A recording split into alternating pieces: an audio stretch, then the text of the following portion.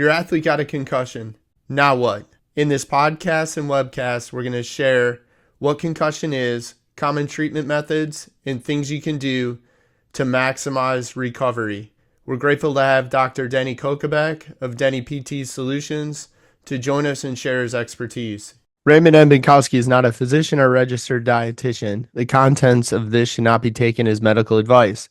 It's not intended to diagnose, treat, cure, or prevent any health problem, nor is it intended to replace the advice of a physician. Always consult your physician or qualified health professional on any matters regarding your health. If you're interested in learning more about the content in this podcast, webinar, or episode, click the link in the description or comments to learn more.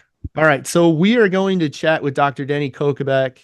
He is a doctor of physical therapy, certified strength and conditioning specialist, owner of Denny PT Solutions. And are you guys actually in DeKalb or are you in Sycamore? Because you're darn near right on the border. We are. We're in Sycamore technically, and we're literally a softball throw away from the DeKalb border. And that's in Northern Illinois, and we'll put a link to all of Denny's information in the description for this podcast and for this video. So if you want to reach out and contact Denny, you definitely can.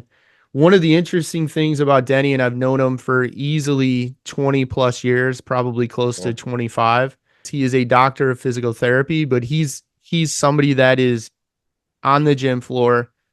He's doing the workouts. He's still active as an athlete. So he's not just I went to physical therapy school and I'm a practicing doctor of physical therapy. Denny is an athlete. And I think there's value in bringing that perspective to things that pertain to other athletes, including in this case, concussion. Your athlete has a concussion. So now what? My son got a concussion a couple months ago. He got knocked out on the racetrack riding motocross. And as a parent, it's pretty unnerving to see your child's lifeless body in the dirt. And it's double unnerving, and it gets worse when you realize like you really don't know what to do. So part of the reason we're doing this podcast today is to give other parents, coaches, athletes a couple tools in their toolbox so maybe they can feel a little bit empowered than I was at that point in time. What exactly is a concussion, Dr. Denny? Well, it's a great question, and it's a kind of a cluster of symptoms you can't otherwise explain.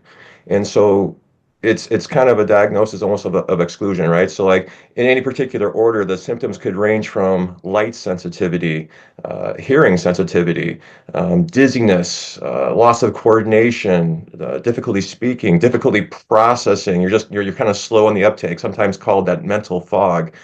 Slurred speech. You could have affective mood disorders, right? You're really manic, you're revved up type thing. You're depressed, you're all over the place type thing. You have maybe sleep issues. You can't fall asleep. You're sleeping all the time. Sleep's interrupted, and so there's a cluster of findings that we can't image for these things on an MRI. We're not going to see it comes back with a concussion symptoms. When someone has a really bad concussion or mechanism for concussion, the MRI or the CT scan is simply just looking at, hey, is there a brain bleed here in the subarachnoid space? Do we have a skull fracture happening through here too? So it's really a cluster of clinical symptoms and can be different from one person to the next, both in severity and what that cluster is. And I think it's kind of interesting to think about the brain too as a jellyfish, right? You got this like 3-pound jellyfish floating around in this very hard aquarium wall. And the mechanisms for concussion, I mean, this is a reality, right? With the physics part of this thing, right? It's like Newton's third law. For every action, there's an equal and opposite reaction. So a lot of the mechanisms is like kind of like what they call it, the coup counter coup. It's like the initial impact followed by the rebound. So for those falling at home, just imagine you're in a car and you get seatbelt checked, right? And so you're driving forward and all your momentum inertia is going forward. Now you've come to a sudden stop. Now that brain, that jellyfish is kind of sloshed forward and hits the front of the aquarium wall, your skull, but then also rebounds backwards and hits the back of it through her too. So that's just a straight, linear front to back. A lot of them are actually maybe sometimes rotary induced too. And in the mixed martial arts boxing world, right, this is how you get the knockout, right? You get someone's head moving quickly left to right or right to left, and it's lights out. So it's a brain injury, and the symptoms are somewhat all over the board, and they can be, in all likelihood, they'll be different for every individual. And quite honestly, an individual may suffer one concussion, and symptoms will present one way, and then if God forbid they get a second, the symptoms may present a different way. And in terms of, I like the jelly inside of the hard aquarium walls. And I think like that, the Newton's law of energy there, it's like bouncing a rubber ball, right? So Mm, if you think of the ball, the brain, and you bounce it off the floor, it's going to bounce right back. So that's where it's almost like there's 2 points of impact. The brain hits, and then the energy sends it back the other direction, and it could hit again. And so brain injury symptoms varied. But one thing I want to ask in regards to that, like it used to be that you could have a quote unquote mild concussion. And today we really don't say that. Is that correct? It's yeah. I think too, like a lot of things, it's an evolving process. And I'm not exactly sure of the timeline. I'm going to say, in my mind now, things, and I think of things as BC, and I don't mean before Christ. I mean like before COVID type thing too. Like, was this before COVID or after COVID, during COVID? But I remember somewhere right before COVID, right, maybe in the 17, 18, 19 space, where it felt like, and this is hyperbole, but it felt like we were literally changing the protocols for concussion on a twice a month basis type thing too. Do this, don't do that, as well as it just kept flipping and switching. So terms like mild or moderate or severe, which we're back to the subjective and the objective part here too, aren't really being used anymore. We're just trying to like say, hey, what are your symptoms? And let's quantify those symptoms on a 1 to 10 scale. And so let's say your symptom is, um, I feel dizzy, right? So, and if 10 is like, I'm just got off some kind of Six Flags roller coaster type thing here too, I'm going to maybe rate this as a 7. So today, right now, I'm a 7 with my dizziness. Now maybe I can rate my light sensitivity, bright lights and things are bothering me. Maybe that's a 5, right? So we're trying to objectify the subjective, but we're trying to rate each symptom on a 1 to 10 scale and then track those symptoms going forward as we manage the case. in in all of that being said, I think now, at least my understanding as a layman, as the parent of an athlete that's concussed, is that you either have a concussion or you don't. Like there's not a good, okay, you're lucky you got the good concussion or the mild versus the moderate. You're either concussed or you're not. Is that fair to say? Oh gosh, I wasn't ready for that one. I don't know if that is fair to say, because like a lot of things in life, there can be a continuum.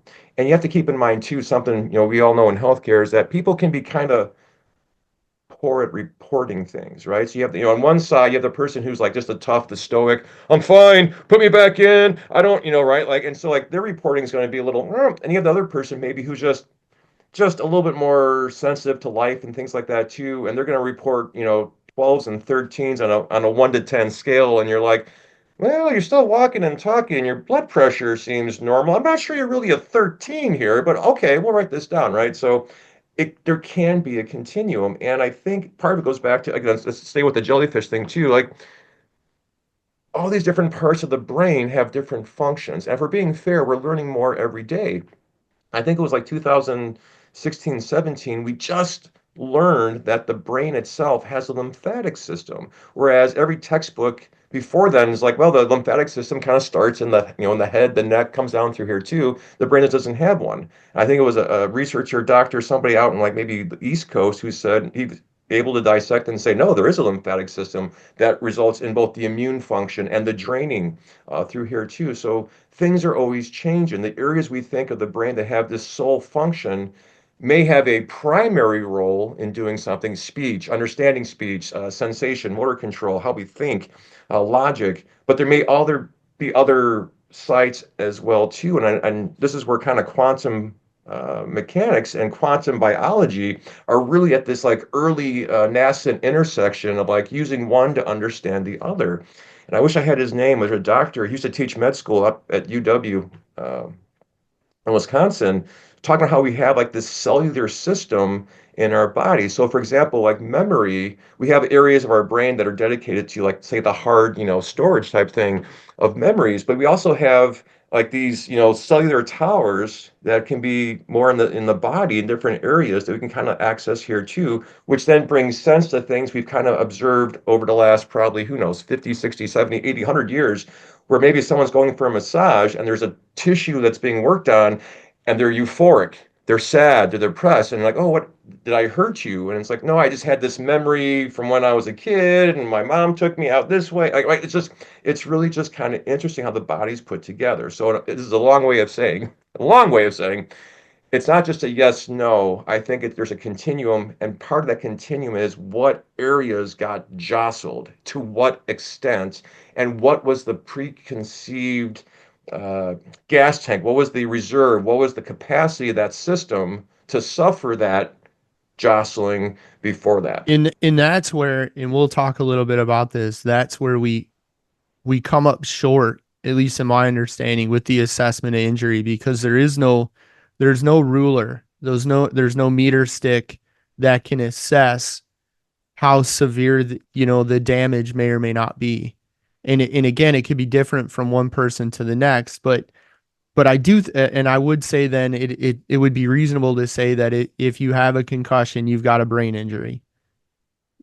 And then your symptoms, one person might describe them worse. You could have that put me back in immediately coach that it has a far worse injury. And then you might have somebody that might be a little bit softer. Their personality type is they're overly conservative, concerned, and like you said, like I'm a 13 out of 10. Yet they're not presenting higher blood pressure. They're asymptomatic everywhere else except sensitivity to light. But I guess it would be again, if you have a concussion, you have a brain injury. Yeah, that's exactly right. And just what's the spectrum, on that brain injury too. I'll tell you a quick story. My very first experience with a concussion, I didn't know it at the time, was when I was a junior playing football, and our quarterback got a really bad hit, like literally the last play before halftime, right? So he takes the hit, we go in, we're in the locker room, in the bathroom, he's right next to me, and he's just kind of like, hey, he's like, he goes, how's it going out there? So I'm playing defensive tackle. He's our quarterback. So I'm thinking he wants like my read on what's happening on the defensive side. So I give him a rundown real quick. He's just kind of like, and he's like, he goes blank. He goes, hey, how's it happen out there? What's happening out there? So I'm like, all right, I'll give you one more, summation. 5 seconds later, same question. I thought he's punking me. I'm like, Z, come on, man. Like, but then I'm like, I'm reading his like face. I'm like, he's not punking me. So I'm like, I go out. I'm like, hey, coach, something's wrong with Z type thing too. The trainer goes in there. Some time goes by. Coach walks out. He goes, Z's not playing the second half. Type thing too. That's my very first experience. And then as a father too, just like you, unfortunately, my daughter's had a couple concussions. Her first one was with soccer. My son's had two concussions, both with wrestling, and literally the last one, his last match of his career was at state, where he got in low. A guy was coming to shot. He went to kind of down block with his head. He got knocked out. He got whipped this way, completely just went, back type thing here as well. And so understanding those things from an early, young punk football player to professionally with numerous clients over the years and family friends who reached out and said, my daughter's had this concussion, what do I do? To experiencing as a father. And I'll tell you that last one, you seeing your son, and you have this experience, buddy, we can share, thoughts.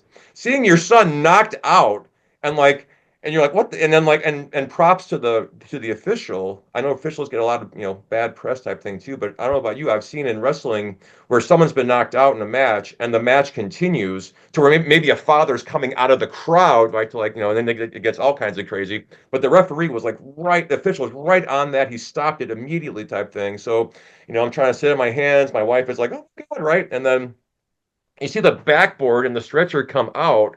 And at that point, like I'm out of the stands type thing here too, which is a whole separate story. Almost got arrested. But anyway, um, like you see these things happen in real time to your flesh and blood, and you have a whole new take on what's happening, and you want to dive as deep as you can to make sure that from that next minute forward, you're doing everything possible for them.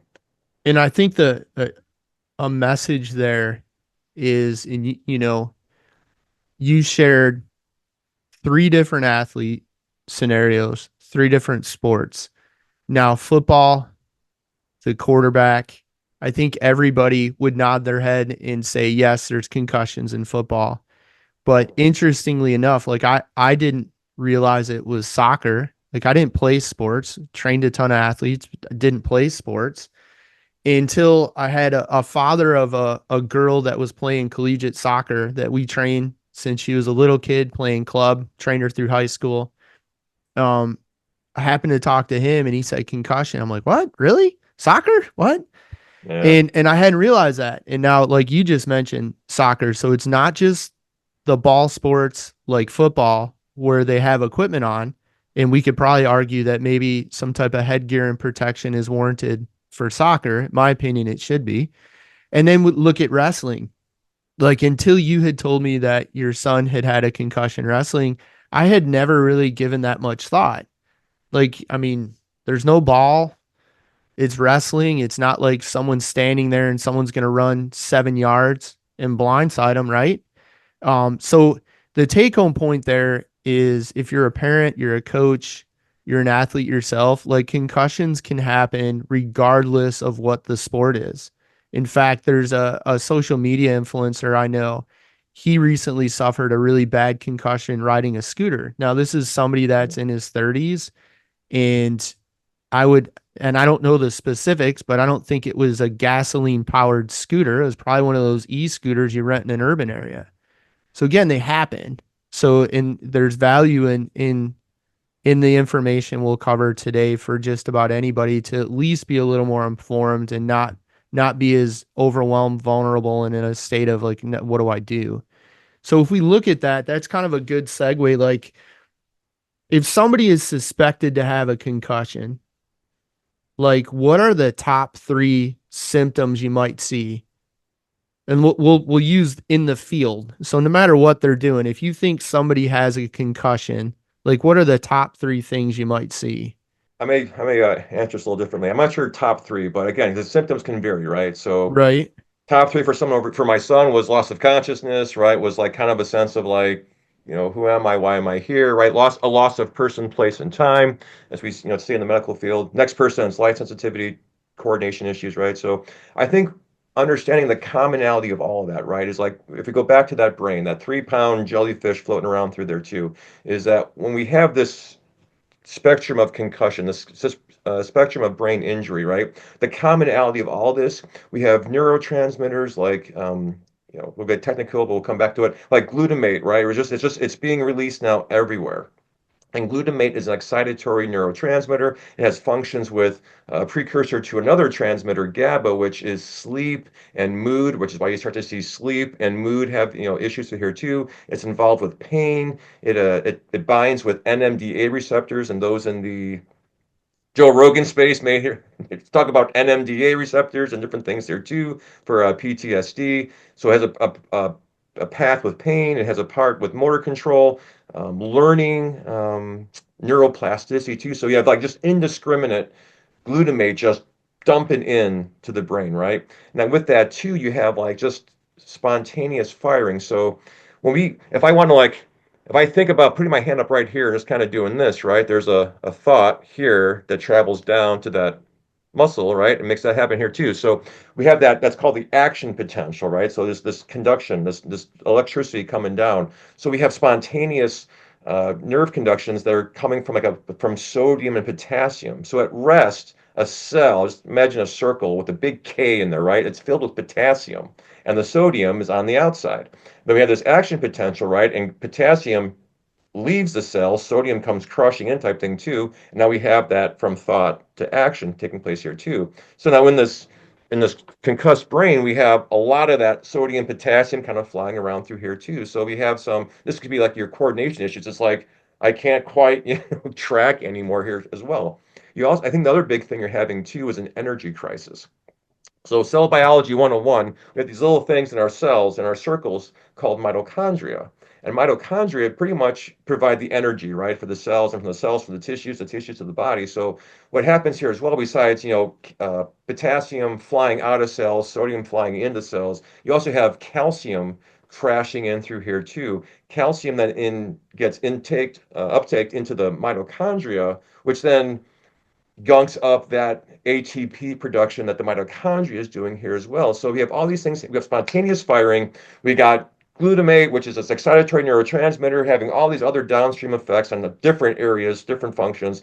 We have an energy crisis, right? So now with these three things, right, happening, now what becomes the downstream symptoms that are maybe immediate and some that might be a little bit more latent through there too. And then of course, not, the usual things of injury. There's some swelling through there too. There's some disruption happening as well.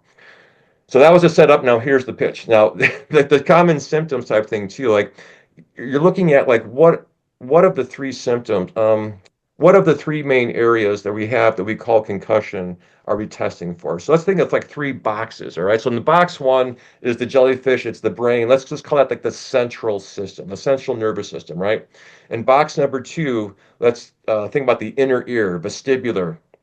And in box number three, let's think like the neck. And the neck could just be the neck itself. It could be even into the upper thoracic, upper rib cage area, sometimes referred to as the cervicogenic. So we have this mechanism of injury, right? It could be a rotary force, which is going to probably induce loss of consciousness. It could be a straight front to back. It could be side to side. There's some force. We're suspicious of concussion.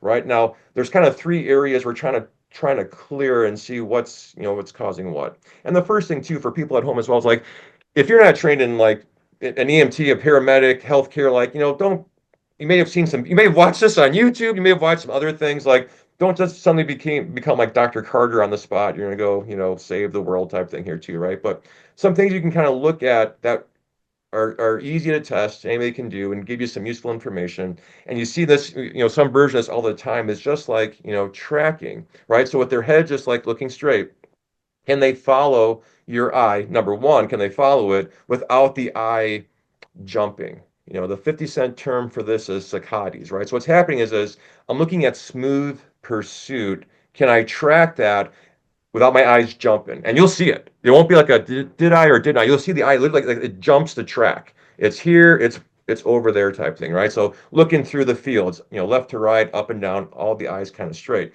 Do they lose focus? Right? Not just like the how many fingers thing. I don't think we're really testing that much. How many fingers? Like it's, and you see the fingers. When do you see the fingers, right? Looking at peripheral fields through here too. Is the eye just bouncing? Is it, nystagmus is another thing we see too. So just to clarify, saccades is like I'm tracking something and it's jumped, right? Nystagmus is like I'm just like sitting here, my eyes are like beating, right? It's happening all the time, regardless of my head position or if it's just it could be side to side, it could be up and down. It's just doing their thing, right? So if I'm seeing those things, I'm thinking there's more of a central issue. There's something with that brain, right? Now, if it's more vestibular, more inner ear, this is what people talk about, like the otoliths, and sometimes the stone gets knocked out of place, and it's sending information in our semicircular canals. That's going to be more position related. That's going to be like, hey, I look to the right and like I'm I'm gonna fall out dizzy. of the chair. Yeah. Versus like I look to the left is fine, or it could be opposite. I could look to the left, I'm falling out of the chair. I look to the right, I'm fine. So there's a positional part of that. Your smooth pursuit and looking will still be there. Those will still test out here fine, right? It's going to be more like head positioning, body positioning, and that's going to be dizziness. That's going to be maybe coordination. It could be nausea, vomiting, happening through there too. And it gets a little trickier looking at that third box, that cervicogenic, which could still be positional. It could still be like turning a certain way, looking a certain way causes problems type thing here as well. This is where you need that kind of the professional come in there and be like, all right, so now where can I move in those joints and those soft tissues and kind of feel something that is in itself the trigger, the provocation, versus like doing things like in the vestibular world, things called like a Hall-Pike maneuver. We're taking that person intentionally back, moving the head over a relatively fixed, spine to see if you can produce symptoms that way. So bring it all back together. If in doubt, don't leave it to the professionals. Step number one, Step number two is start with the eyes. Like the cliche about the eyes being the window to the soul is still a pretty good read. So looking at smooth pursuit, looking at can they track, can they maintain their focus on something as eyes just kind of moving through space? And then from there, you can start to kind of look at, okay, is it just that? Is it that and vestibular? Is it that vestibular and cervicogenic? And this is where the diagnosis gets hard. This is where the management can get hard because you could have just one category. You could have one and a half. You could have all three, right? And to different, it could be a 40, 30, 30, split through here too. So trying to unpack all that going forward, makes it a little bit more challenging. Not impossible, but things you gotta tease that out a little bit. And I think so the eyes in whether or not the eyes can follow without that getting off the track or that hitch where the eyes are following the finger and then all of a sudden they stop and then they go again. The loss of balance with movement, like you said, hey, when I turn and I look to the right, I'm falling out of the chair. And then I think, yeah, the trying to assess the musculoskeletal stuff in the cervical spine, the upper thoracic, like that. I think that's beyond the parent that's in the dirt with the athlete 100%. or whatever it might be. But having had a son that's had two concussions, the first one was that broken record, like your quarterback. Like Mm. it was the same question on repeat. Like, wait, I just answered that. I just answered that. Same answer. Just answered that. It was the same question. The second one, he didn't present that symptom, but he was knocked out. So in both cases, it was clear that okay, we have a problem. This is definitely more than I bumped my head. He's probably got a concussion. At what point? So that gives people, and yeah, I would highly encourage parents don't try and be a doctor and don't allow other parents that aren't doctors to play doctor on your athlete. As an example, when Vince got knocked out, some parents had tried to take his helmet off. And in Mm. motocross, like you're not going to move the athlete right away. The pads on the sides of the helmet come out. There's a way to do things. And I told the one lady, I'm like, no, unless you're like a nurse or a doctor or a paramedic or EMT, no, don't. Like, let's leave him. And then I saw a dad that I knew was a licensed paramedic and EMT. So I invited him to help out because he had the skill set. But I definitely, like, I wasn't trying to do anything except wake him up because it's outside of my wheelhouse. Right. Now, at what point, like, I have my opinion on this, but I'd like your clinical take. Like, at what point is there a red flag where you should go to the emergency room? That's a great question too. I would say too, like, and I didn't do this with my son for the last time, so this is seem hypocritical, but I felt like I had a read on him at that point. A loss of consciousness, right? So if you've been knocked out, which speaks to, again, usually rotary forces, higher level of forces. And again, we want the professionals looking for like some of the red flags for like a brain bleed, fracture in the skull type thing here too, cervical injury up to and including cervical fracture as well. That would be one of those things where I think that's probably, you should probably, kind of go. Now, let's say it's not loss of consciousness, slurred speech. They can't. It's almost like they're having like a stroke. The stroke symptoms. They can't talk. They can't articulate. It's slurred. They can't walk without like someone holding them up type thing. Um, they they're you ask them a question like, "Hey, what's 3 plus 3?" And they're like blue, right? Like they're not right. They're not tracking a loss of who they are. So like we call it person, place, and time. Who are you? Why are you here? Like what day is it type thing? Like they can't track those things. Those are all immediate like red flags. If they're having symptoms, maybe it could be down the arms or even down the legs, which may speak to brain or neck injury here too. I can't feel these fingers. I can't move this hand. I can't lift my toe. Something that's really bad. They have lost a bowel and bladder. Like these are like red flags. We're like we're going right now. Call 911. And then, but those are, thank God, are the rare ones, right? They're rare. But if they're there, those are red flags. That's immediate medical attention. And I didn't know, and I asked. the individual that owned the facility that we were at. I'm like, because I'm like, what do I do? He's like, he needs. We called an ambulance. He's like, I would let the ambulance take him to the emergency room and get him checked out. Like that's if it was my kid, that's what I would do. And if you have, and this is going to sound terrible, but it is what it is. If you have insurance, you have insurance for a reason. And I would much rather know everything's okay. And that's what the owner of the track said. He's like, it's rare, but there have been instances where riders had an issue and they didn't go to the hospital and they ended up with a bigger issue the next day. So let the ambulance crew take them. And that's what I did. So all right, so we established what some of the red flags are. And again, the goal of this today is not to turn parents into medical professionals, right? Like Right. let the experts do the work. Uh when we look at diagnosis, who typically will make the diagnosis of concussion? The pediatrician, the ER doc? Would it be somebody like you? Is that within scope of practice for a doctor of physical therapy?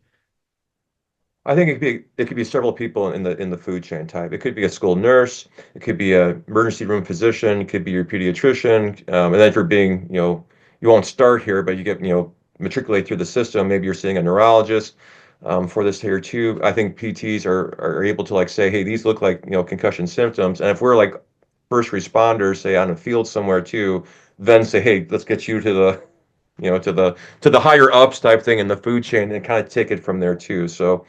And then the other thing too, which segues into this, is that regardless of who's making that call first, or if you don't have to be 100% sure, right? Again, loss of consciousness, red flags, that's immediate, do not pass go, right to the ER. But for even just a little bit suspicious, right? They come up, and again, maybe it's the stoic guy, but we saw him take a hard hit. They hit her head pretty good. They didn't quite bounce up right away, type thing, right? A little bit of suspicion, we have to err on the side of caution because we now know with studies that the immediate withdrawal leads to faster recovery. If we're going to like leave this person in for a couple more snaps, couple more passes, symptoms can worsen rapidly, and the duration going forward can also lengthen at the same time too. So like I think the very first steps are, all right, like maybe we're not going to the hospital right now. Maybe we're not going to go into our, emergency room physician, but we're going to like treat this as a serious thing so it doesn't become a serious thing. And then those steps just look like, it's kind of like we're stopping the sport, we're stopping the activity, we'll come back next time, we're done for today.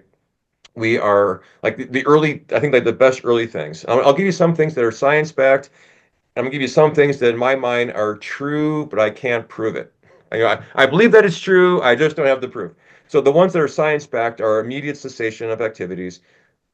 The next part is like this active rest, right? So it used to be like put him to bed, right? I remember Z. Z was like putting like bed rest for like a week type thing, give him some medication, just whatever, which may not have been a totally bad thing, but it wasn't a complete approach, right? So stop of activity, the next 48 to 72 hours, like minimal screen time, like phones, devices, Chromebooks, as TVs, whatever we can do, the less the better type thing here as well. Having them, so I mentioned relative rest. Go for a walk. Go for a walk, but don't do things that jack up your blood pressure, that jack up the heart rate. We want to just keep things kind of really zone one, right? Zone one activities and just some, and then encouraging sleep, right? So again, we vacillate between like bookends, right? It's like just go to bed for a week and then don't let him sleep. They may have a concussion type thing, right? You'll see this in like movies. Don't let him sleep. So let him sleep because that's part of the mechanism for the healing of the brain here anyway. It's the recovery. We want that body to go through its repair system. So let them sleep, let them nap type thing here too. And so let's say we're out of that, 72 hour, mark here type thing too. We can gradually, it's not on, off, yes, no, reintroduce devices, which means nowadays their phone, right? So, but still put some parameters on that, which parents you should be doing anyway, but that's a different podcast, right? So slowly introduce that back in. I know they're going to have school responsibilities and everything with school now is a Chromebook or an iPad type thing too, but get people involved, use your words, type out emails, get people understanding. We need a slow return back into it over the next several days. and we're still monitoring symptoms here too, right? So back to how I said it's not minimal, moderate, severe. It's like, hey, 1 to 10, what's that light sensitivity? It's a 7. All right, so let's monitor this thing. And if we can start getting that down, 5, 3, 2, we're doing great. But if it's a 7, now it's an 8, or it's a 7 and we're 3 days, 4 days, 5 days in, it's still a 7. We just got to extend that curve a little bit to match that person. So we're trying to objectify the subjective of what are maybe the biggest symptoms for that person and go from there. But for most people around the third day, we're starting to work back in technology, devices, screen time. We can maybe start going into zone 2 kind of cardio. Maybe this is on a bicycle, maybe on a treadmill, just kind of walking. We're doing a little bit more. We're not back in the weight room. We're not really going after type of thing here yet. And this is where athletic trainers have a really big role at the high school. If they can kind of have these athletes in here in concussion protocol, they're monitoring them, they're monitoring their heart rate, they're monitoring their symptoms type thing here too. You have a more objective, approach to that. Now, if you're not in the high school level, don't have athletic trainers, right? This is kind of up to you and your kid trying to figure things out here too. And like a lot of things, if in doubt, err on the side of being more cautious. And I like the slow crock pot analogy works great here, right? Like you have the meat, you put it in the crock pot, you walk away 7, 8 hours later, you got dinner, right? So a crock pot, not a microwave strategy for making dinner. Just slow and steady going from there too. It's always easier to do a little bit more the next day than you did too much, and now you're trying to recover from that as well as everything else before it here too. And then I'll send you too a link, and it'll be good for a lot of your high school, college athletes here, especially. It's on the International Journal of Sports Physical Therapy that looked at by sport. What are some of those criterias? Football, soccer, wrestling, in through there. I think they had like 15, 16 different sports in there, and like the different like steps, like 1, 2, 3, 4, 5, 6. But by and large, let's say we're getting like to the day 5, day 6. Maybe we can start doing a little bit more, maybe some lightweight training through here too, getting back to doing some sports specific drills, but not with contact. So if I'm a wide receiver, I'm a running back in a football team, I can start practicing running routes, but no one's trying to tackle me at this point in time, right? No one's trying to hit me with the bag or anything too. So that gradual reintroduction of sports specific activity working into by days, maybe days 7 and 10. This is all just average of averages, right? More into the let's try and go 50% speed and live. Let's try and add a little bit here too. But we're still monitoring symptoms, making sure we're heading in the right direction, down to 0 for all symptoms, and nothing is causing a flare up. So let's walk it back a little bit. So I think that's a ton of great information, but let's break it into pieces that might be a little more consumable for folks that don't have your background or mine, right? So if we look at the cell's mitochondria, it's the cell's powerhouse. It's where the cells of our body get their electricity. And if the calcium is disrupting that light activity, right? That 48 to 72 hours light activity, what you said, zone 1. And zone 1 would refer to heart rate. So zone 1 would be what percentage of a max heart rate? Because I'm too lazy to look it up and I don't remember. Yeah. I'm thinking like 50%, right? So 50%. Well, before we put this out as official information, this is why we have these devices. What percentage of max heart rate is zone 1 training? If in doubt, Google it out. Yeah, I was right. 50 to 60%, right. 50 to 60. I haven't had to recall that in a long time, but yeah. What's zone 2? I think it's 60 to 70, right? Just works up by tens. I think so, but you're the doctor. Physical therapy, not cardio. What max percentage is zone 2, 3, 4, and 5 heart rate? Yeah, it works up. Zone 2, 60 to 70. Zone 3, 70 to 80. Zone 4, 80 to 90. Zone 5, 90 to 100. Okay, so what that means for people listening at home, like that zone 1 is basically going to be like Dr. Denny said, it's going to be a walk, it's going to be movement, and the value of that movement, and I'll ask you if I'm correct in this, but the way I see the value of the movement is that that's going to circulate oxygen and nutrient rich blood in and out of our tissues, and it's going to push out some of that metabolic waste or that waste that might be there because of damage, because of trauma. And in this case, maybe that calcium that's gone somewhere that it shouldn't that's interrupting the power plant's ability to make electricity. So that would be the value of that zone 1, correct? Exactly right. I And put this more succinctly too, is that motion is lotion and strict rest is not the best, right? So, and that is also tempered with the Goldilocks principle.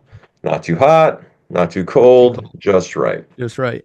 So in that zone 1 would be 50, let's call it, we'll go conservative, say 50% of your max heart rate. And how do we create max heart rate? We'll go with the easy theoretical, which would be 220 minus the age of the athlete. That would be your theoretical max heart rate. So take that number and cut it in half. So, in the case of my son, he was 11 at the time. So 220 minus 11 would be 209. So that zone 1 heart rate is going to be about 105 beats per minute. So that you don't want to go over that. And this is something that we did do with his recovery as we were stepping through that 48, 72, 96 hour and so on and so forth until he was back to normal. 48, 72 hours, light activity, because it's motion is lotion, right? Yep. Not too much, not too little, just right. And that's going to facilitate, probably today we would argue, a faster recovery than your poor old Zeke, the quarterback that was told to lay in a dark room for a week, right? Like no telephone, like, and it wouldn't Yeah, have been take a these handheld. meds, stay in Phone bed would for have a had a week. Yeah. cord. Like go lay in dark and don't do anything, don't move. And then somewhere around maybe 72 hours, a little bit greater activity, maybe zone 2. And Sure. again, if you are a parent and your kids are at a school where there's an athletic trainer, go seek out their advice and their support, their counsel, all of that stuff. Unfortunately, not every sport, especially in even for younger kids, there may not be access to an athletic trainer, even if you're playing a school sport for the elementary school or what have you. Definitely, we don't have this in motocross. Zone 2 around 70, that 72-hour standpoint, 5 to 6 days post injury, increase your activity, and then days 7 to 10, maybe 50% effort, and gradually work the heart rate Add up a little sport more. specific stuff now. Yeah. Right. Now, and that's so in the one thing that we were told and taught by our doctors were like, if you're moving forward, like you're 7 out of 10, if you're gradually getting better and it goes down to 5 out of 10, but then maybe you go to that sport specific, you're exerting yourself more. If that jumps back up to an 8, we were told that resets the recovery. So we're going to back things down again and not continue at that same rate. Would you, Let me would you, jump in there real quick. I would say two things to that, right? And you're on the right page, right? So this is just, I just want to like fine tune that a little bit. If it's more than a 2 point increase, right? So if your 5 becomes a 7, right? Your 4 becomes a 6. That's when we can say, hey, this is now too much too soon, right? And then I use this analogy a lot. It doesn't matter if it's like we're talking concussion, musculoskeletal. Imagine in your mind's eye a set of staircases. And so what you want to do is that you're building a foundation at each step moving up the staircase, right? So I wouldn't say it's a complete reset if you had a 2 point increase in symptoms, right? I would say that just means, hey, what was the immediate thing I was doing the day before? Let's go back to that one, stay at that level for another day, and then let's try to like make that whatever that slight increase was. So we're always establishing, baselines. The easiest example, there's a lot of people out there who are runners, right? So runners have this like on-off switch, right? I'm hurt, I'm still running, I'm hurt. Oh, I can't, I shut it down. I'm feeling better. I'm going right back up to where I left off versus building that staircase. Hey, let's do 50% miles. Let's do 60%, right? And kind of like if we have a exacerbation, we know that step before we were still good. So come back there, that step, stay there for a little longer. Now let's try to climb the rest of the way there. so turn it, so you would say, you're like, I'm picturing a staircase with 10 stairs. If you get up to the 7th step and you fall back down to step 5, you don't necessarily have to go back to step 1, but you're Correct. going to stay at step 5, and then you're not going to try and jump back to 7. Instead, you're going to try and take one step and go from step 5 to step 6. If okay, then take one step and go back to step 7. 100%. And don't completely reset and go back down to the floor and start with step 1. Okay, I think that's good. That's a good, at least for me selfishly, it's a good way to look at it. And I think your running example is brilliant because I've experienced that with runners that I've worked with as well. They keep pushing, pushing, pushing, pushing, pushing, and then they're injured and they take a week off and they feel fine and maybe they're training for a full marathon and they're like, oh, I feel great, so I'm gonna go ahead and do the long run I missed last week, and that's supposed to be 19 miles, and then they're broken again. It's like, well, maybe if we would have just tried running short distance and built. But okay, so that those are two easy ways to look at it. Let's talk physical therapy and like the whole gamut to maximize recovery. Physical therapy, screen time, nutrition, hydration, Yeah. supplements.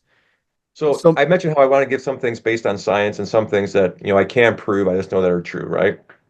So that's maybe the middle ground in between that might start with like the other things we could do here as well, right? And one I think is getting a good quality magnesium supplement. And I would say specifically a magnesium glycinate or a magnesium threonate, which and the last one has been reported to show that actually crossed the blood-brain barrier.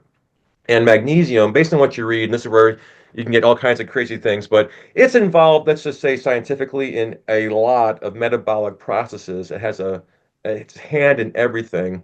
And due to soil depletion, I remember reading a study, this is like years, this is BC, before COVID, that an apple consumed today has like maybe like 1/5 of the nutrition it did, say, from 1950s, 1960s because of soil depletion. So magnesium is to say it's just a mineral is a huge disservice to the role that magnesium has. So I think supplementing at nighttime, within half hour or so, hour of bedtime, all because right, it'll hang help. on. Let me Take it. before we go further, because this invites it can invite. So if folks are listening to this, and there will be a qualifier edited in before we even get to this point, if you're listening, I will have already covered this for me. Uh, Dr. Denny is a doctor. I'm just a dad, right? With a lot of experience in the training world. And I happen to know a few people. One of them was kind enough to do this. And that's Dr. Denny with me. But there's going to be some people that will take issue and some folks in the medical community. So if you're listening to this, you go talk to your pediatrician or you go see a neurologist or sports med doc, they might attack the idea of using the supplements. And they might say Mhm. things like they're not FDA regulated, they're not tested, they're not this, they're not that. Fine. Okay, fine. And I've had these conversations and I've had these conversations with other issues. Great. But that being said, there's no downside to trying the magnesium, right? Like what's the harm in it? And I don't know, so I'll ask you, is magnesium water soluble? Uh, that's a good question. I think like the vitamins, right? Like your B and C's are water soluble. Your D's and K's are fat soluble. I'm going to say yes because I usually take it at night without meal, just with water, and I can tell the effects of sleep with it too. So Okay, so magnesium salts and compounds such as magnesium citrate, magnesium chloride, magnesium sulfate are water soluble. And as such, it's difficult to overdose or overconsume them. So water soluble means if you take too much, the body is just going to safely filter it out. So yep, I'm bringing this up because yes, it's a supplement. No, it's not FDA regulated. That being said, the downside is minimal, right? And if there's a right. benefit, it's worth trying. So, all right. And I would say two things to that too. Again, like the type matters. Like you mentioned citrate, right?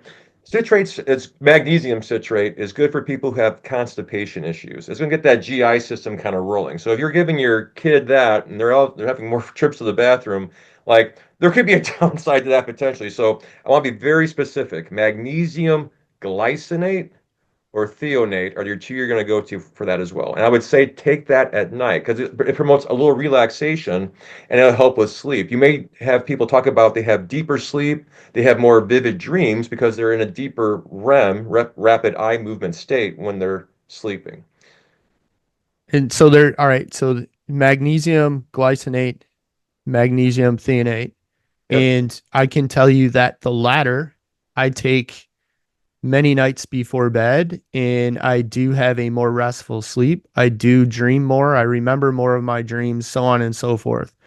So, anecdotally, I'll say that I sleep better. And if I sleep better, it's reasonable that somebody would recover from injury better. And then again, for the folks that are worried about us talking about supplements that haven't been studied in a 10,000 person, double blind, peer reviewed, independently funded, all the other stuff study, there's nothing out there that might say this. But that being said, there's no downside. So, all right, back to the magnesium. Yeah. So I would start with that. And then even before that too, I think that is a supplement that for like anybody in the performance realm, and take that however you want, would benefit from. And so I'll just leave it like that. And number two is something again I've thought about too, but I had some confirmation from Dr. Eric Beltran, a Northwestern neurologist who specializes in concussion.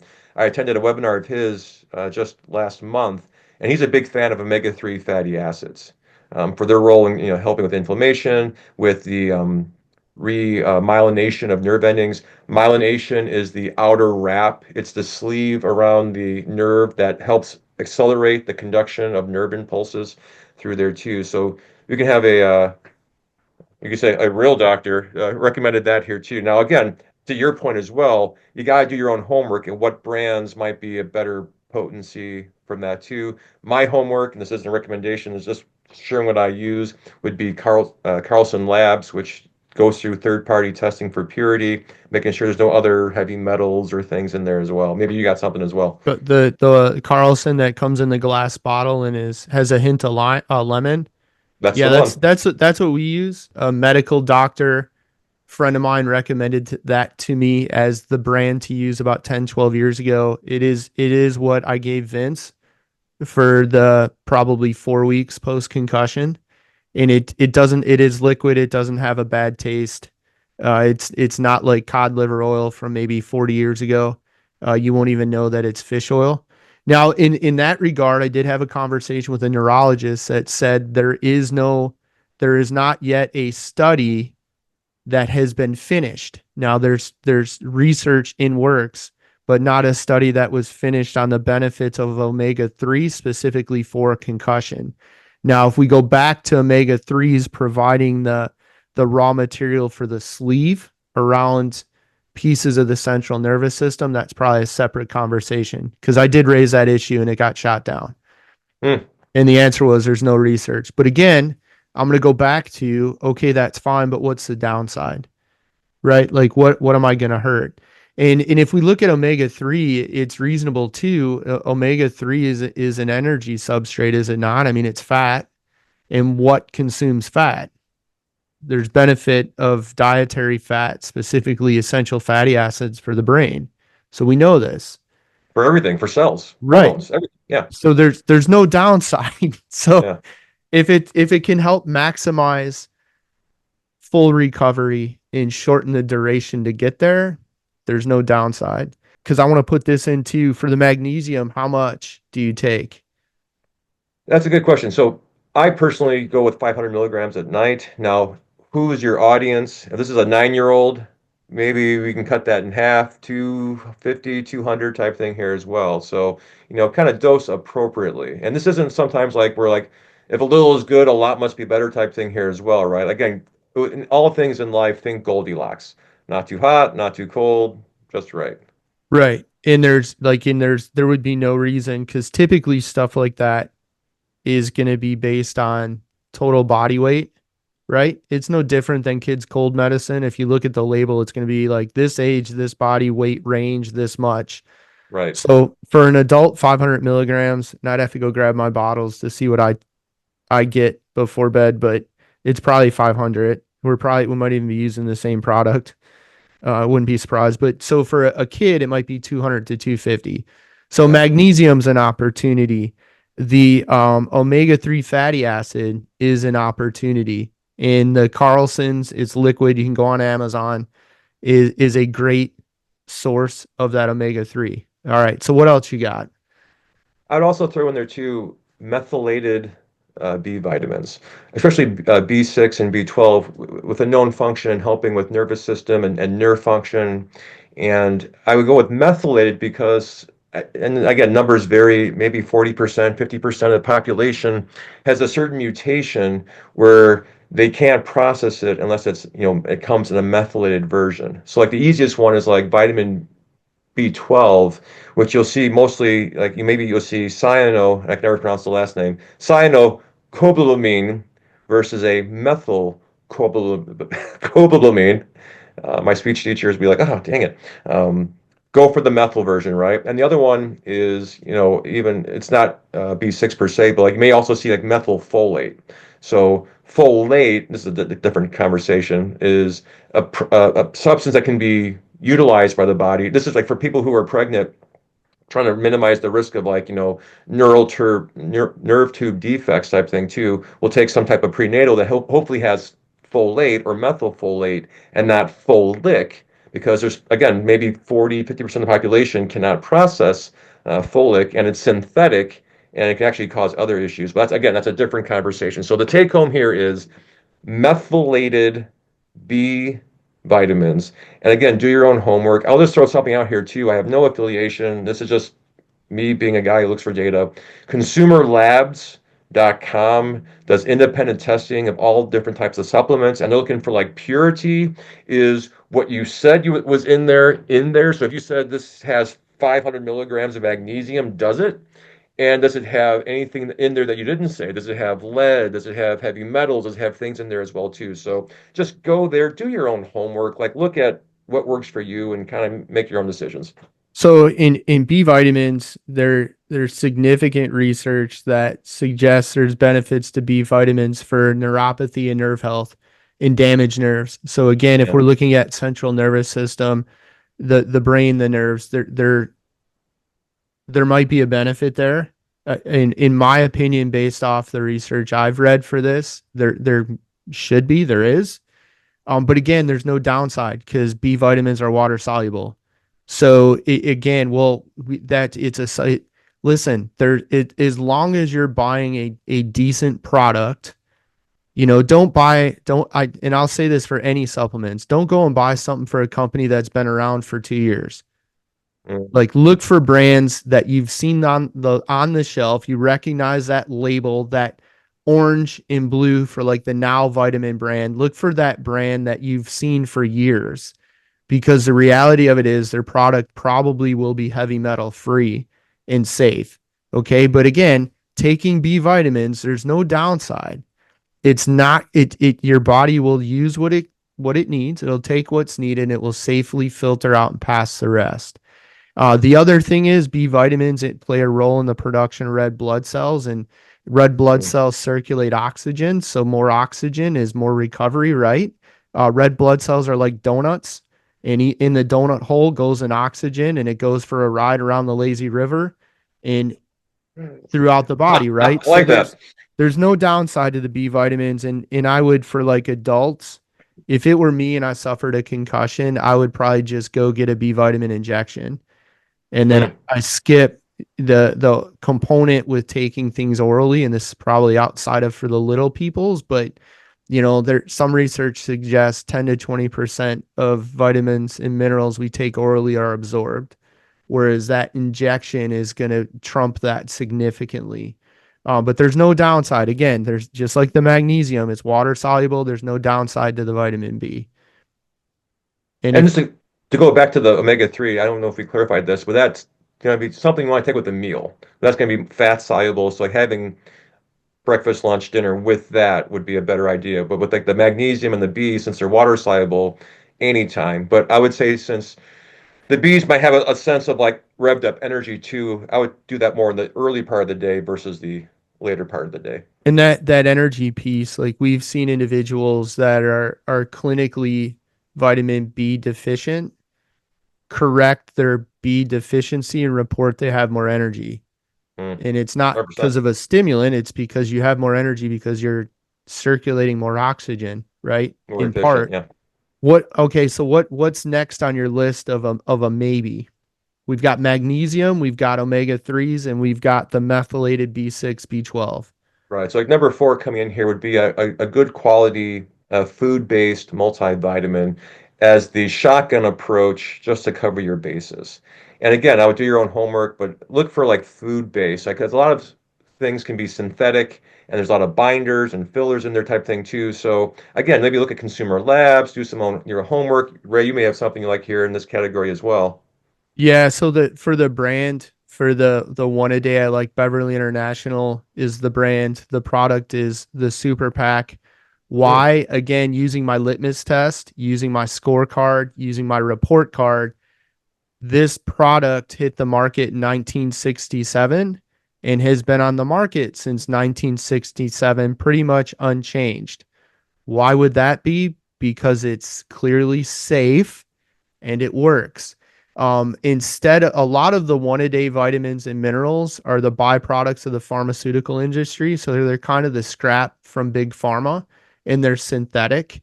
When we look at, as an example, why does that matter, Ray? Well, as an example, like the synthetic forms of vitamin E can be toxic. The yeah. naturally occurring vitamin E, you don't have that concern for. Additionally, and I might be dated on this, but some of the enteric coatings on the one a days, like they need to introduce carbon so the vitamins and minerals are absorbed, if I remember correctly. And sometimes they'll use coal tar. So think about Mm, what I just said, coal tar. It's a known carcinogen to introduce the carbon, whereas Beverly's using alfalfa, right? So it's not. So those are things to be aware of, and it's hard to tell people. Like I've done this on other podcasts. I've been asked. It's hard to tell and teach people how to shop. Even some of the websites that score stuff, they'll raise a flag for heavy metals, but if you go look at the heavy metal content of your tap water, the heavy metals that might be in a product are far less than what's in your tap water in every community in the United States. yeah. So again, the average consumer doesn't have that. They don't have that meter stick. But one of the easiest things I tell people is like, look, like if you've seen that product in the store for 20 years, you've seen that brand for 20 years. Well, they're they're definitely not doing something nefarious, or they'd long since been removed from the shelves, right? So I would Right. start there. But I do like the Beverly Super Pack. One other thing with vitamins and minerals, since we kind of touched on this, when you look at the percent RDA amount of a vitamin and mineral, that is like the bare minimum to prevent scurvy and rickets. Mm, And I have yet to meet somebody that has suffered either scurvy or rickets.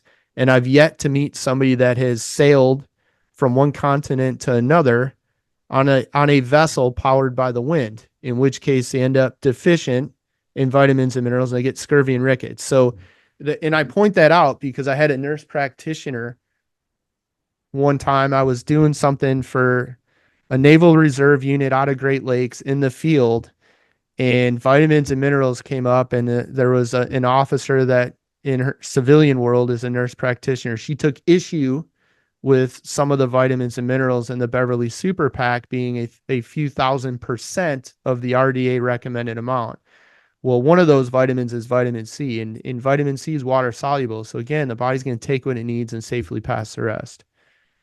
So, all right. So we got magnesium, we got omega 3, we got the methylated B6, B12, and a quality one a day, just as your catch all. hmm Is there a fifth one? Well, not in the supplement category. Now we're back to just general nutrition. Is the, eat to heal, right? Can I Eat to add live. one for the supplement Oh, category? take it, take it. Yeah. So, and I brought this up with a doctor and it was shot down. Creatine monohydrate, the Creatine. most researched supplement under the sun as we sit here today and record this. Now, and I'll go back to one of the things that you mentioned. We mentioned the power plant. We mentioned the place the human body is getting the electricity. Now we can go off in the woods, and you mentioned ATP. hmm We can chat Krebs cycle, and we'll lose the audience. But what we can say is creatine just might be the gasoline that the power plant runs on. So if we have some creatine, we might just have some gas to run the generator that's making the electricity.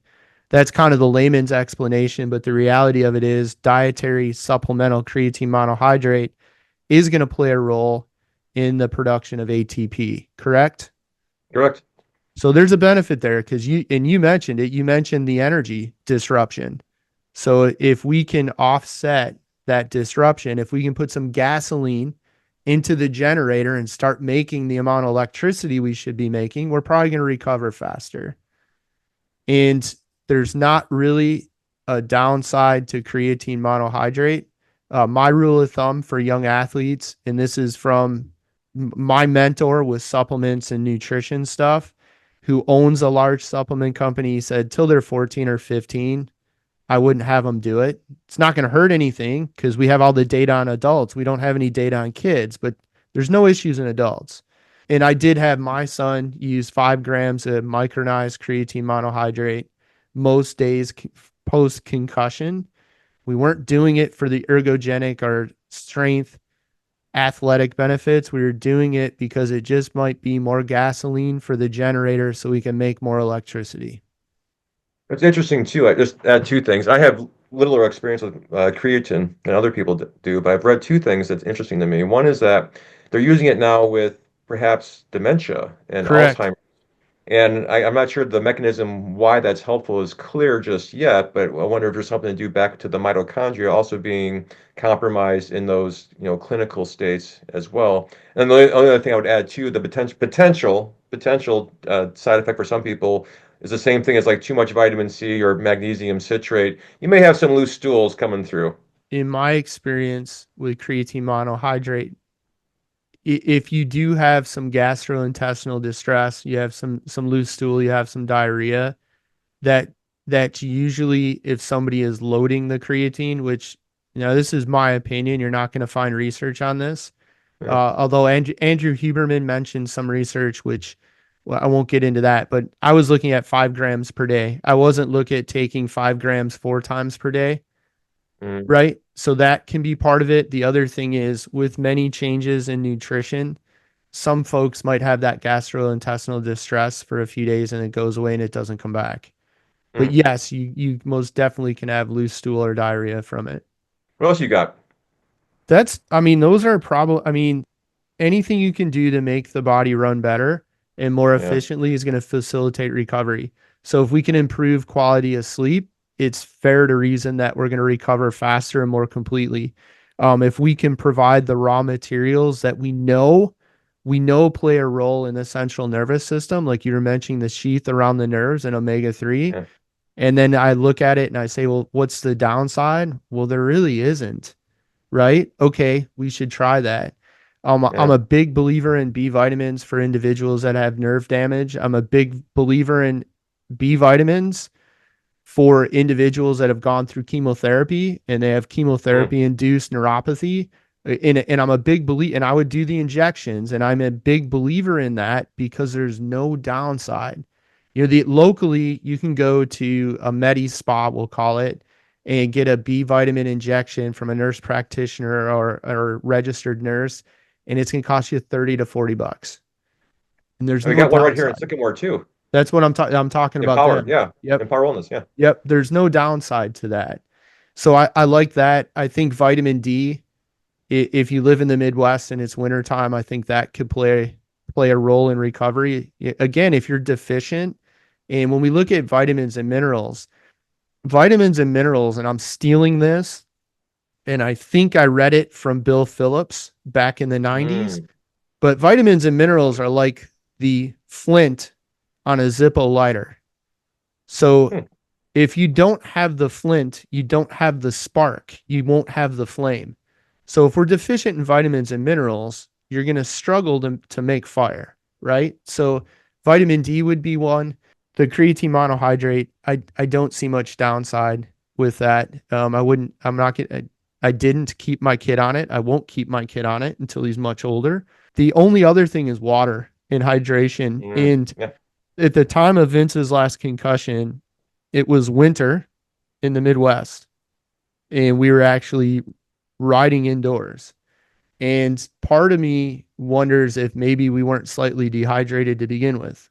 Cold, dry, furnace been on in the house, right? Right. I'm not thinking about it. I'm not sweating a lot. Dad's not I wasn't thinking about it, but I do think making sure you're hydrated. And again, anything you can do to make the body run more efficiently is going to provide or it should provide a faster recovery. But those would be mine.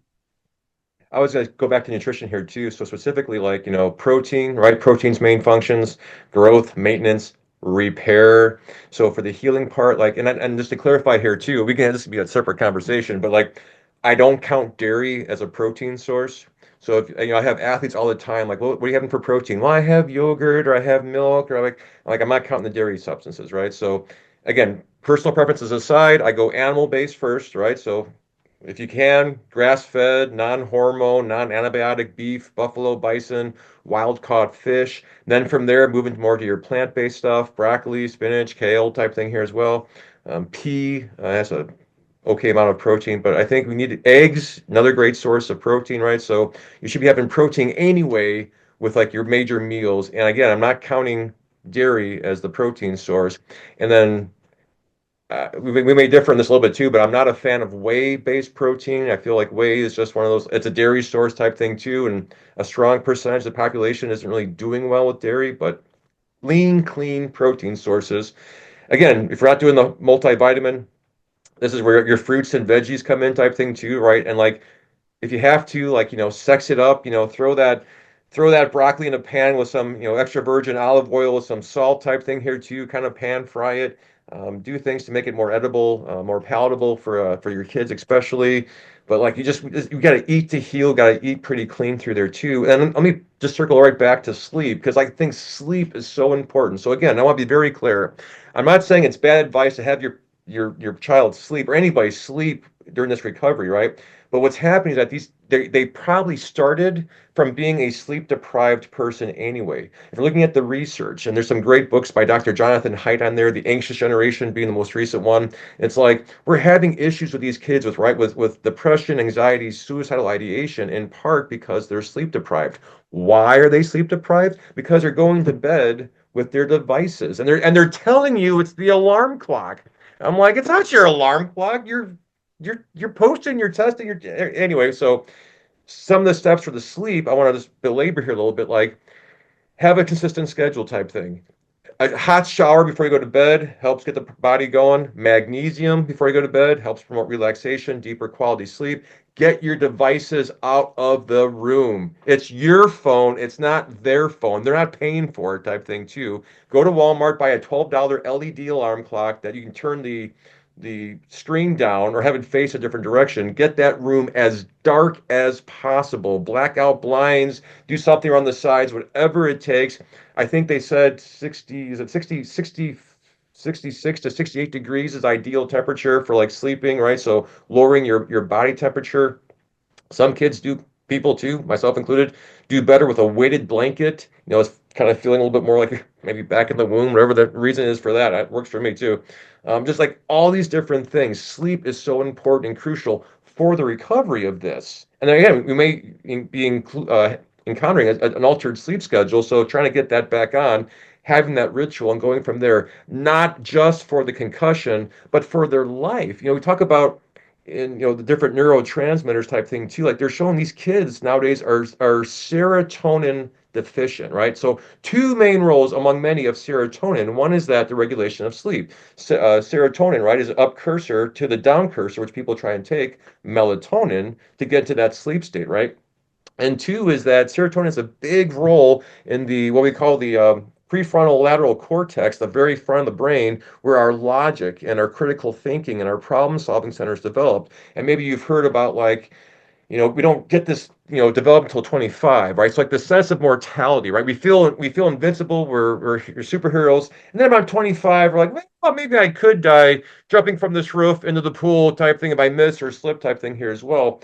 But if we're serotonin deprived, and we are because of a variety of reasons, going back to phone use and device use, we're missing the sleep hormone, serotonin, and we're missing the crucial piece of having our brains develop to be able to think and problem solve. So, I explain to people like your sleep is like pushing the reset and restart off every bodily system. And it's not the, well, so does that mean that I should get 8 hours of sleep? Or my daughter had a concussion. Does that mean we should get 8 hours of sleep? Well, you need to get enough quality sleep.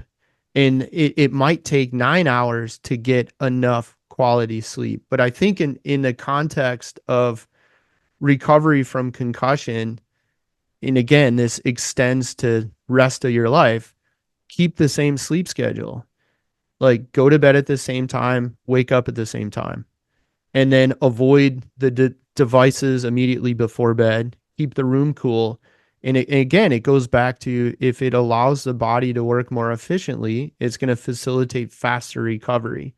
And in the context of concussion and maximizing complete recovery in shortest amount of time possible, it's a no-brainer. And I'll tell athletes that I interact with, I nothing good happens after 10 o'clock. And even when I was, and I don't strictly adhere to this by any stretch of the imagination today, but when I was a competitive drug-free bodybuilder, my bedtime was 8 hours before I had to wake up. And for like, I don't know how many years, that meant I had to be asleep by 10:30, which means I had to be home by 10 o'clock because I was getting up at 6:30. So it, and like you said, as the parent, you set the schedule. It's your phone. Take it from, especially post recovery, and frame it to the athlete. Like, would you like to return to your sport? Yes. Okay. Give me your phone. Right. Like this is a no brainer. But sleep is huge, and it's like hitting reset, restart every day for every system in the body. Testosterone production, there's a lot of middle-aged males that are deficient, low on the testosterone side of things, and a large part of that's their quality of sleep. oh, Um, yeah. Blood pressure, heart rate, arrhythmias, quality of sleep. So in the context of concussion, you need to have a consistent sleep schedule that is of duration that allows you to get enough quality sleep. And I don't know how to measure the quality sleep. Heart rate variability is one way, perhaps. The increase, it's a little counterintuitive, right? The increased heart rate variability, perhaps the better you're recovering, sleeping, too. But I think it's just one of many benchmarks per se, and we're trying to objectify the subjective again here Well, too. yeah, and in HRV is useful, but then everybody needs a wearable and we have to teach them how to use it. Right. And It's a different rabbit hole. Yeah. right, that'll open Pandora's box. But food, no brainer. Like you need to eat quality food. I would say that for sure there's stuff in our food that shouldn't be, especially the processed foods. But I won't blame the processed foods for all the issues. It's the overconsumption of processed foods at the expense of quality whole foods. The whey protein, the problem with whey protein is most of the whey protein people are buying is really low grade whey concentrate, which is very similar to lactose, which is why they're having the lactose issues with the cheap sweet dairy wheys. A higher end whey protein is not going to create the gastrointestinal distress, the gas, the bloating, the cramping. Your protein powder is a convenient piece of red meat, chicken breast, or a couple eggs. And I say that because you still need to eat food. You need to eat your Yeah. proteins. And if you're looking for convenience, that's when we look at the protein powder. So we covered supplements, we covered food. What about from a therapy standpoint? Right. So from the therapy standpoint too, it's back to like what are we working on again? I mentioned those three boxes, right? So are we having just purely central symptoms? Are we having some vestibular systems, the inner ear? Are we having some cervicogenic symptoms through here too? So like just doing a really good evaluation and just figuring out, hey, what's moving, what's not moving, what is this, what is it and what is it not? And then from there, just kind of scaling things. I like positions. I like things that go back to like the very beginning, crawling, rolling, half kneeling, standing positions. different, because since coordination is an issue here too, balance, and we talked about different drills here before too, right? Just balancing and like, trying to like get to targets in space, balancing, having moving objects, balancing, catching, balancing, reaching a hand, reaching an arm, reaching a leg, like all things for balance, working through like what's called like the developmental positions, right? Like rolling, crawling, half kneeling, standing, and different offshoots through there too. If it's more, again, this is a global conversation, if it's more cervicogenic, it's kind of, retraining the neck muscles because whether it's a whiplash from a car accident or a concussion, there is some research showing that we do have some inhibition of our deeper neck stabilizer. So just to be clear, the ones most people know, the upper traps, the ones that bring our arms up here, the ones that usually get a lot of tension when we're stressed and when we're, maybe doing a lot of things. We have that forward head posture coming through this way. We're going deeper to those tissues, the ones you can't see in the mirror. So doing some specific cervical stability exercises, doing some things when you're lying on your back and just using the least amount of force to nod your chin towards your chest, starting with that. Maybe being in back to like a developmental position, you see this, being on like, hands and knees and like doing a little bit of a tuck where I call the turtle in the shell position. And then maybe just holding that and adding a little rotation, looking at your hands, doing some different movements through here too, trying to get the fine motor control through the neck, through all the different planes. And again, just kind of treating what you need, what you see, which again, there's a role for healthcare providers everywhere here too, trainers, therapists, doctors, nurses, to try and help identify that too. And then with that too, now again, I'm going off a little, this is off road, this is not medical advice at all, but something I believe, but I can't prove. I think flotation devices have a role to play here too. So in the perfect world, you're finding some place that has a flotation device that's going to be magnesium, right? So magnesium again for the win.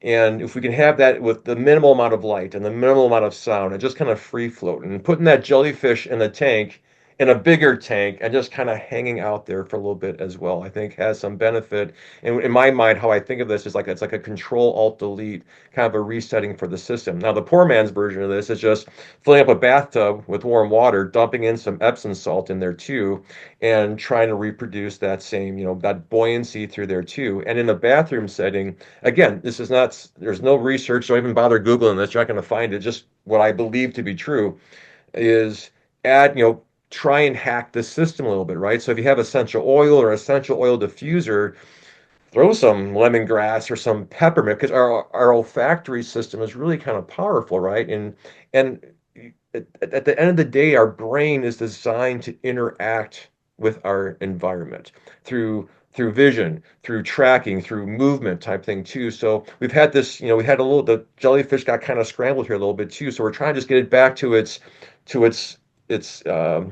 equilibrium. So let's introduce some things in a way that don't overload the system. Now, if someone's having some kind of weird, every sense sends them into like nausea, then maybe we're not going to do this. But for most people, you can use the olfactory system as an end run into that too. So we're in a bathtub, we're filled up, got Epsom salt in there too.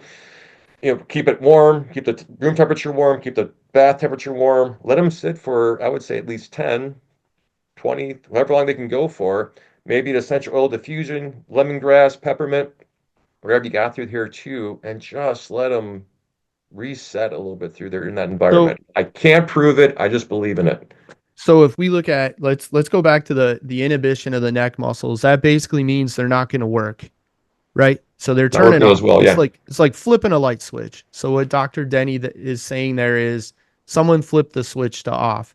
And this would be in the context of maybe with an athletic trainer, with a physical therapist, those fine motor skills are probably going to start to turn that switch on, correct?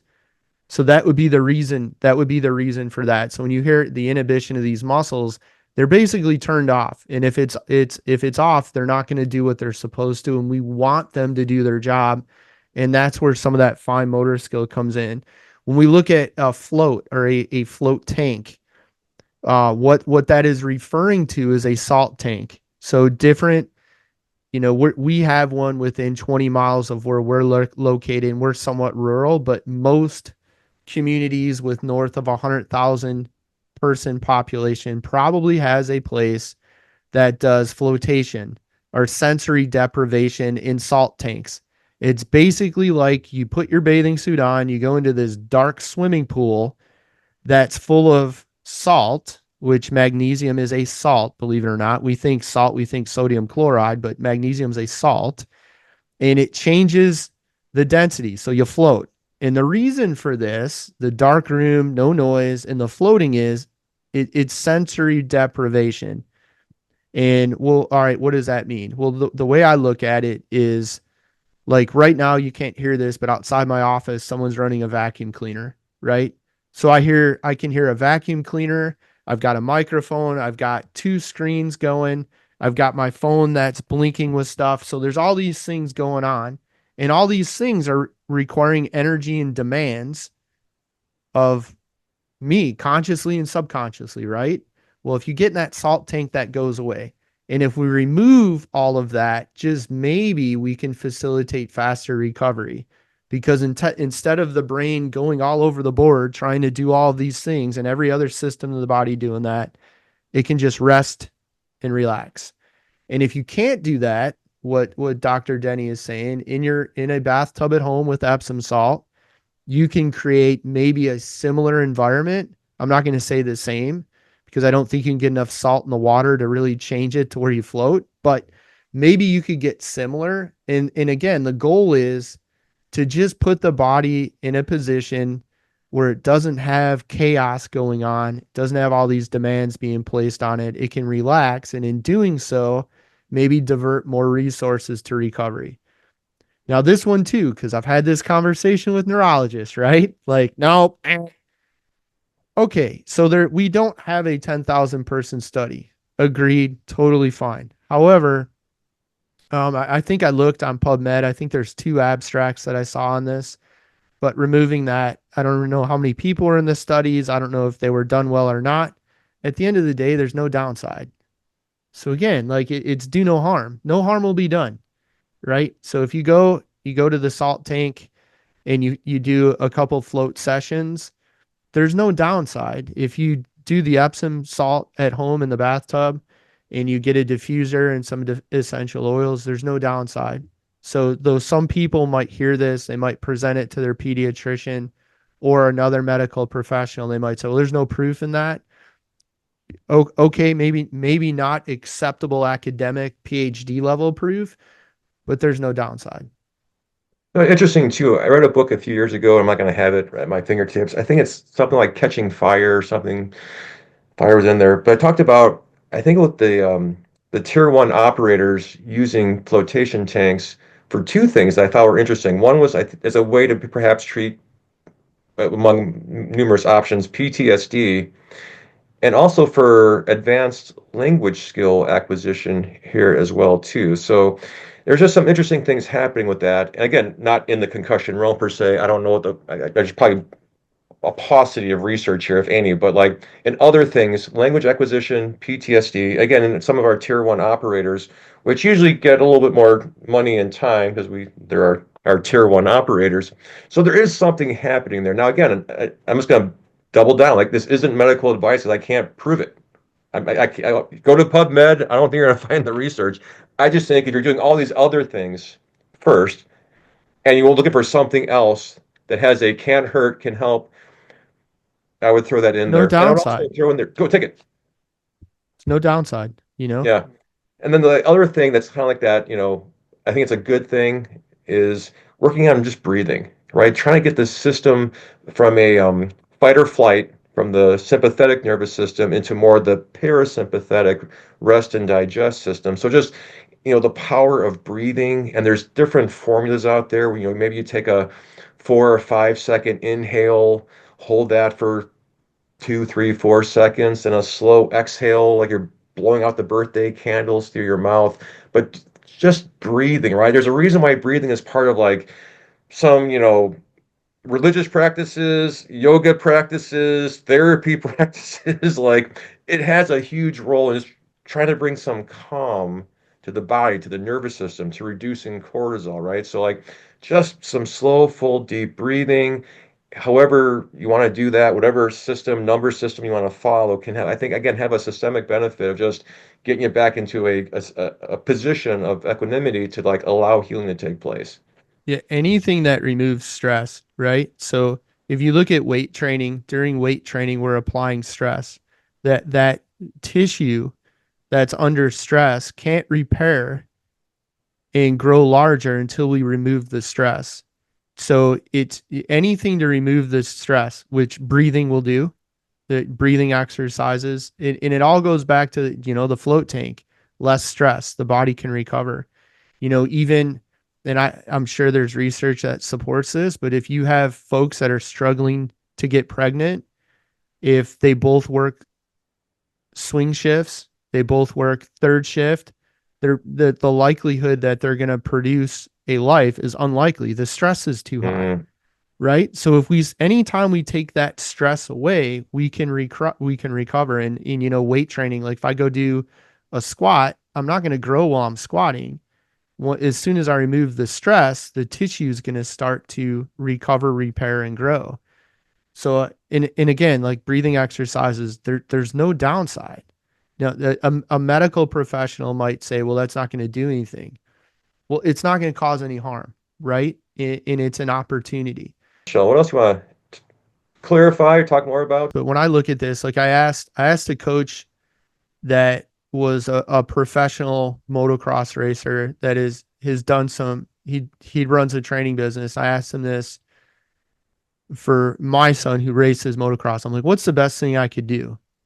Like what? He goes, anything you could do to give your son an advantage, I would do if you're able to do it. So if you look at all of the things that we talked about so far, right? If it's going to give an advantage and there's no downside, it's worth exploring. So if you look at you want the best for your son or your daughter, or it's yourself, or it's an athlete on your team and you're a coach or whatever, like any little thing that you can do that might give a benefit, if there's no downside, it's worth exploring. Because and I think that's a takeaway. Now, I think you need to rely on the experts. We talked a little bit about when do you go to the ER? Like we covered, if the athlete's knocked out, if they're the broken record, if their speech is slurred, they're severely impaired. I would definitely go to the ER. I would definitely go to the pediatrician and follow up if it's a kid.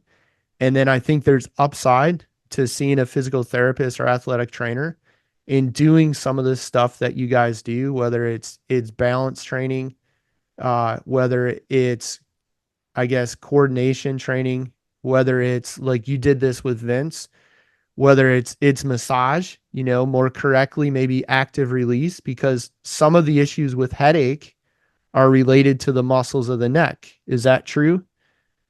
Very much so, yeah. And I would So if fall under more the cervicogenic category there too, yes. so if those muscles are spasming, and one of the things that might get measured if you go to concussion clinic post concussion is the curve of the cervical spine changes, right? And that's changing. Yeah. The vertebrae don't move themselves, the muscles move them. So if the muscles are freaked out and spasming, they could take that curve and bend it, and that could lead to headache. So again, going and seeing a physical therapist, maybe an athletic trainer. I know a couple masters in athletic training folks that are capable, but getting that soft tissue work, maybe even some dry needling, is gonna alleviate some of the headaches and allow that cervical spine to return to where its normal curve. And Um, see the same thing too with people with car accidents who have like whiplash, what's called WAD, whiplash associated disorder, that over time that cervical spine, which usually has a normal curve to it, right, a little, S curve there, will start to straighten. And right. it's a common finding. Now, when people have that, or if you maybe have this yourself, like don't freak out. It doesn't mean you can't have a long, fulfilling, pain-free life. It's just the body's response to some series of imbalances, joint, soft tissue, that were allowed to kind of play out over time. But the dog wags the tail wags the dog. You can move out of that position too. Just time and dedication. And yeah, and that's where seeing a skilled practitioner, the doctor of physical therapy, an athletic trainer can help you with some of that tissue work and maybe some of the take home physical therapy exercises. Like we did a lot of that with Vince. We did a lot of reaction drills. We did a lot of balance stuff. You did the tissue work. So I think there's definitely upside to that. So we covered, what to do when there's a possible concussion, who to see, why, the role nutrition might play, supplements, and then seeing a practitioner that's going to give you some in the office work and then maybe some homework to take home and do. And again, under shine the light on it of, is it going to give them an advantage to more completely recover sooner? Yes. Is there a downside or a side effect, something harmful? No, it's worth exploring. Yeah. Now, what about like a return to play protocol, which I guess I could probably look up, and I don't remember it well enough off the top of my head, but that's something that parents and athletes should be aware of. I mean, you can go on the internet and find the return to play protocol, right? Right. I'm gonna send you something too as a link. It's the title might be off, but like the pediatric sports specific return to play. It came out, I think it was just last May by the International Journal of Sports Physical Therapy, which broke down I think 15 different sports and like the steps 1, 2, 3, 4, 5, 6 to get back to that return to play. And again, it's like that staircase, right? So like we're following these steps from the beginning, maybe on that day 5, day 6 here, we're doing that, like we're doing sport specific movements, but without being impeded. No one's trying to block us. No one's trying to, shoot a single leg on us type thing too. And then as we do well, there's no exacerbation being defined as an increase in 2 points in those symptoms, right? Threes aren't becoming fives or anything like that too. I think by by that, 7 to 10 days, and again, it varies a little bit here too. Maybe we're trying to get back into actual like practices type thing, getting back to maybe being ready to consider going back to game event type situations. But I'll send that link to you so you have that article Okay. for And we'll reference. link that too. So there is going to be a return to play procedure. And if you have an athlete that is in the education system, especially at the high school level, they're all going to have athletic trainers. That's going to be a wonderful resource. That's what they deal with. That's what they do. Collegiate level, same thing. But if you're in a non-traditional sport, you're like we are, like you're kind of on your own. Like there is no athletic trainer for the team because there's not a team, and there isn't a team at the school because there's not a school, right? So we'll provide some of that information so that you're at least more empowered. But if you have access to like the athletic trainer, I would definitely go see them. 100%. They do a great job, right? And a lot of times too, just to give athletic trainers their due, is that man, they're overworked and oftentimes underappreciated type thing too, right? It's just like, oh, they're there, go see the trainer type thing too, but they're working with so many athletes in so many different sports at so many different times, and they really, in this specific one too, among other things, can do a great job monitoring that return to play, that concussion protocol on a day-to-day basis. So really lean in to your high school trainers. They're there, they're great. Um, And yeah, so they often are like they kind of get looked down upon by the majority of the allied health professionals.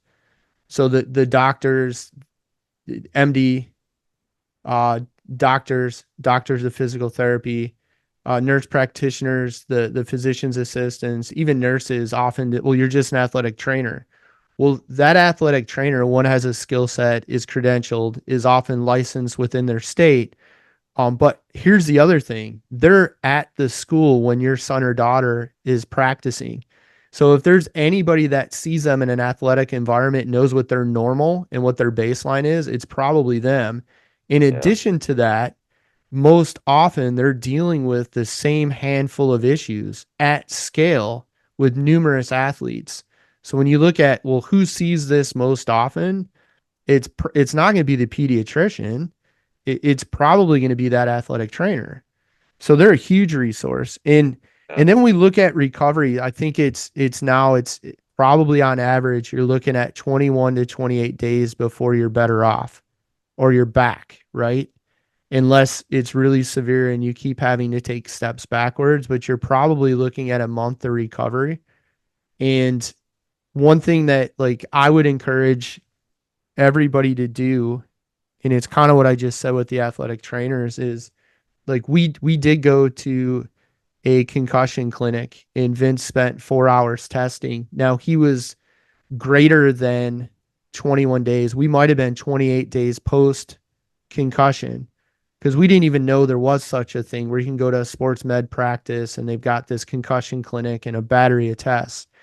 Um, and we were really outside the window. Like most of his major symptoms had resolved or were likely to have resolved, but going and getting that baseline, and that's kind of that athletic trainer at the high school that your son or daughter plays sports at, they probably see him every day at practice and they have a rough baseline. They know your daughter's behavior, but there are places where you can go and get a baseline test so that if your son or daughter does get a concussion, you've got something to compare it to.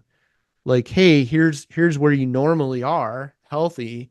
And when we do that same test, here's our result. And you can start retesting and see when you return to normal.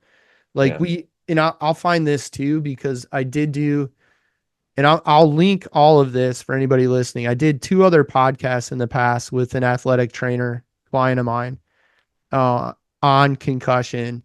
And there is an online test where it's like playing a word game. It's like a giant crossword puzzle. And that's one of the things you can use as a baseline. And even at the collegiate level, NCAA athletes typically get baseline testing before their season starts. So again, that gives you something to compare to. And is that something you offer at all? Any baseline testing at all? Not that I'm doing, but you're right though. The athletic trainers are doing that at the high school usually. Pre-season, they have that information there as well. And I don't know, like at Northwestern, I would imagine they do it too. The concussion clinic we went to, it's inexpensive, but you can take your young athlete there and they'll do the baseline testing. And I mean, relatively speaking, I don't remember what the price was, but it was peanuts. And it gives you at least, hey, healthy, not concussed. This is where we were, and we can test against that. And it'll give you a little bit of a black and white measuring device to say you're normal, you're not. Yeah, it's more Now, data. Yeah. it's more data. And back to that. So like when you look at when your kid's ready to go back, like you mentioned, hormones and everything like they like that hit to the head, it's like a domino falling and then a cascade of all these other dominoes falling that sometimes should, never should, but it's just a mess. And that could lead to depression, mood swings, like you mentioned, the manic behavior. So when you look at just, okay, is my kid really okay? What are some things that you would ask? Like if you have a parent saying, "Hey, we're a month down the road. We've done the test, we did the therapy, we ate right, we slept, we went to the float tanks. Like how do I really know? Like what should I look at?" Well, that's a good question. And hopefully, at that point in time too, we should be almost like fully recovered as far as like what we can detect clinically, right? So if there's some let's play this hypothesis out, right? This theory out. So if someone's coming in a month afterwards, then there's something that they're still suspicious about. So the question is, what are you seeing or not seeing that's different? And right, and like no one knows better than a mom, right? Dads too, like moms just have the fifth sense on their kids, right? So what behavior is different? What's off? Like what interactions are we having through here too? And trying to like get more specific, diving into that. And if we're a month out and there's still something that's kind of really there too, and they're coming to me, I'm like, all right, well, let's get into it. A couple of doctors here. I mentioned Dr. Eric Beltran, Dr. Brian Babka, locally here too, like who spent a lot of time dealing with people with concussions. Like, is there something else that we need to look at? Was it maybe it's time for imaging? Is there an old brain bleed that happened that we missed? But maybe there's some things there too that we have to take into mind clinically and have maybe a little bit different specific treatment plan with that too. So this is all under the theory or the hypothesis of somebody a month out having symptoms. Like what are those symptoms? Like what is still off with that? And let's just try and figure out what the next best steps are to like unpack that and work on that. Now, if it's something again that's more like, well, they have problems when they're doing homework, like looking to the right, and I'm like, well, cervicogenics an issue type thing. We can dive into something that's more muscle joint specific through here. Maybe there and again, like I think the kids nowadays are coming in preloaded because of the screens and the phone devices type thing here too, right? So like again, like the history in physics and engineering, right? Like it's just like becomes like simple math, right? So like if we're just like sitting up with like the ideal posture here, right?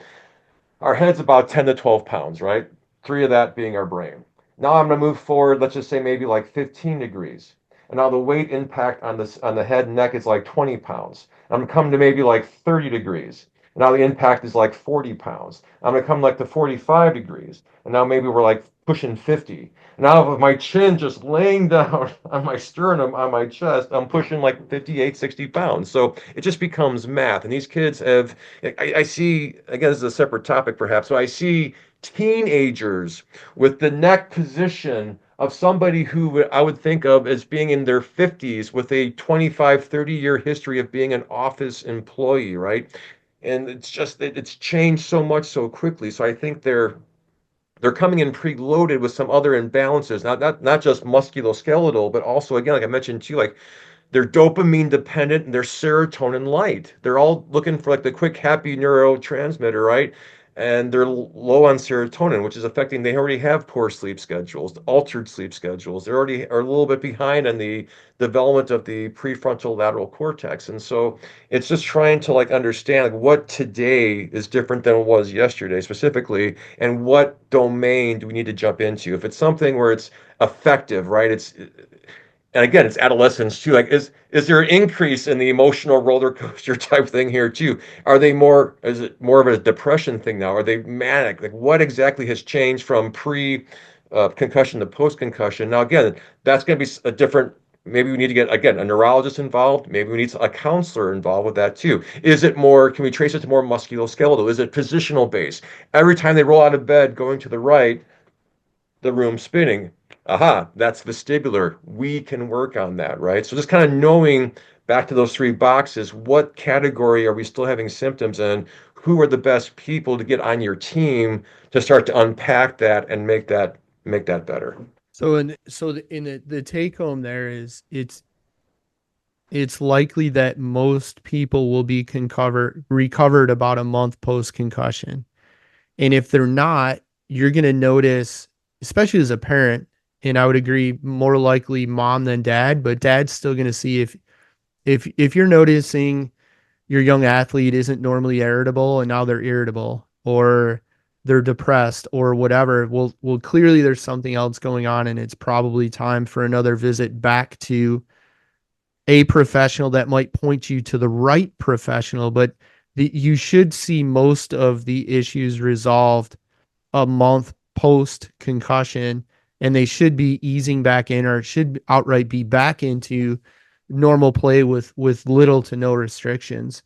And that Yeah. was a question like I asked when we went through the concussion clinic. It was like 4 hours of testing by a PhD doctor. So somebody with a PhD in athletic training, and then the PhD and the MD PhD sports med doctor conferred, went over all of the battery of tests and results, and then sat down with me and talked to me about what they saw and didn't see.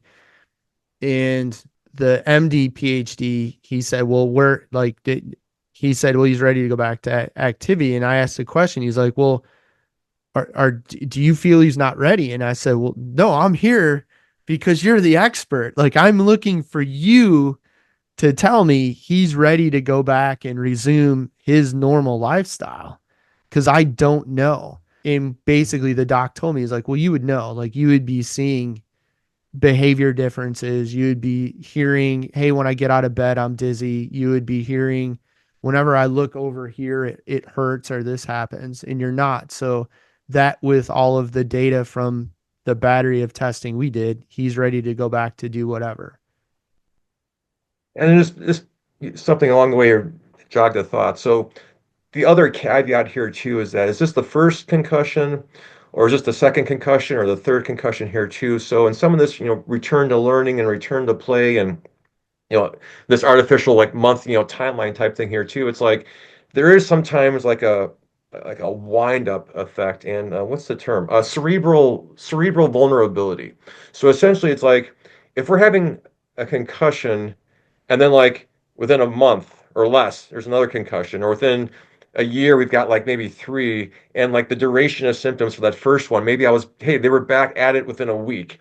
And the second one, hey, it took them like a month. And the third one, it took them like couple 3 months, right? So there's a wind up effect happening and a summation effect that may be, because again, like part of what we're looking at here too is like, what can we test? Like what symptoms can we test? Like what's the clinical threshold, right, of these different categories? And there's some things that are happening that we can't test. Now, not to get dark or anything, but we know in football, professional football, we have this thing called CTE, right? Cumulative traumatic encephalopathy, which got denied just until recently. I don't have the doctor's name, but it's got the movie with Will Smith about this, about how we can't diagnose that until post-mortem, until they're dead. No MRI with contrast, no CT scan, nothing can pick this up clinically. We don't have the test unless we have this person did some really weird behavior. We are able to do the biopsy, the dissection, and say, aha, on the cell here on the slide, we can see this person had CTE. So now that's somebody who's probably had a lot of low level and high level concussions from the time that they were in Pee Wee football through college, through the pros type thing here too. So to bring it back to the more what we're seeing now and day, and not to scare people that thinking that their kid's going to have CTE, it's just that if we're seeing this wind up, this isn't the first one, this is the second one, this is the third one, and the duration of those symptoms, whatever they are, is getting longer and longer. It's probably time to really pump the brakes and just say, we just need a timeout. And hopefully it's not your senior year of high school where all your hopes and dreams are riding on this last ride, but whatever it is, you got to give the body a little bit more time and a little bit more TLC because it hasn't fully recovered from the previous one, and now it's got something else going on through there too. Yeah, and that was something I put in my notes was like the what happens if there's a second concussion or a third. And I think there's our pediatrician said he's like, well, given what he does for sport, the only way to prevent this is take him off the motorcycle.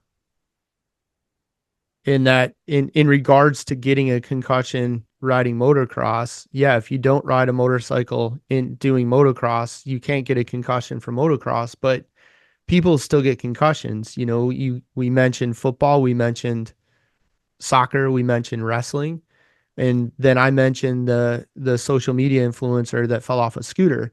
So we don't know, but you definitely like if you know your athlete's not recovered and it's after 30 days, and even though I might have 21 to 28 days written in my notes for recovery, if they're not normal and they're not normal, it's exactly what you said. You should pump the brakes. Like they shouldn't be returning to any and all activity. Yeah, I just think it's like it's yeah, a couple of expressions like I live my life by, right? Like, Goldilocks, motion is lotion. And the other one is if in doubt, don't. If something doesn't feel right, look right, smell right, taste right, don't. Right? We can always get back to it later. That And I think a was good rule of thumb is, again, this is all just general advice, but a good rule of thumb is if you had three concussions within a year time, 12 months, a time, it definitely we're into the pump the brakes, slower return to everything, especially the sport or activity that has initiated the concussion. agreed. And I had a client that had sports med type surgery, and he had asked, he was a frequent flyer with the orthopod, and he asked the orthopod about going back to doing whatever he wanted. And the orthopod said, I'm going to give you my cell phone number. And I'm going to tell you this, like, I'm going to make it real easy. If you think you need to call my cell phone to ask if it's okay for you to be doing XYZ, then right then and there, you're not ready to be doing X, Y, and Z. So here's my number. And That's a good heuristic. I like that. if you feel you need to call, then you already have your answer.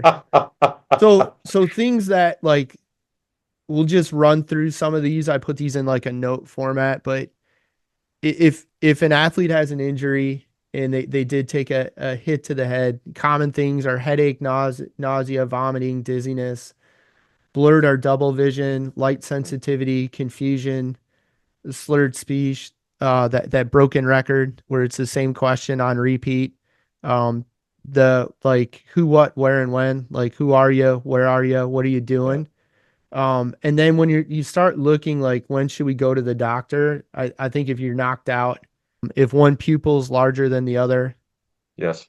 No if pupil. they are convulsing, severe Oof. confusion, agitation, Yeah. like numbness, right, in the extremities, arms, legs, difficulty if they've been knocked out coming to. I think those are all call 911 and get an ambulance. And that being said too, like when from my perspective, I could have skipped the ambulance ride to the ER. But and I asked the paramedics, I'm like, if you guys take them, they'll see him immediately, won't they? And he said, yes. I said, if I take them, we might have to wait in the waiting room. He said, correct. Now the hospital emergency room was literally like a 4 minute car ride. Whether I drove or the ambulance drove, it was real close to the to where we were riding. But that's something to be aware of is that if they do go by ambulance, they're going to be seen sooner. Um, First 48 hours is that zone one, some movement like a walk, but you're not going to overdo it. Right. Probably scale back the screen time. And I look at the screen time, I'm like, for no other reason is it's going to be more chaos. It's going to be more stress to the brain. It's going to be more things that the brain's having to manage. Movement, sights, sounds, light, all of that.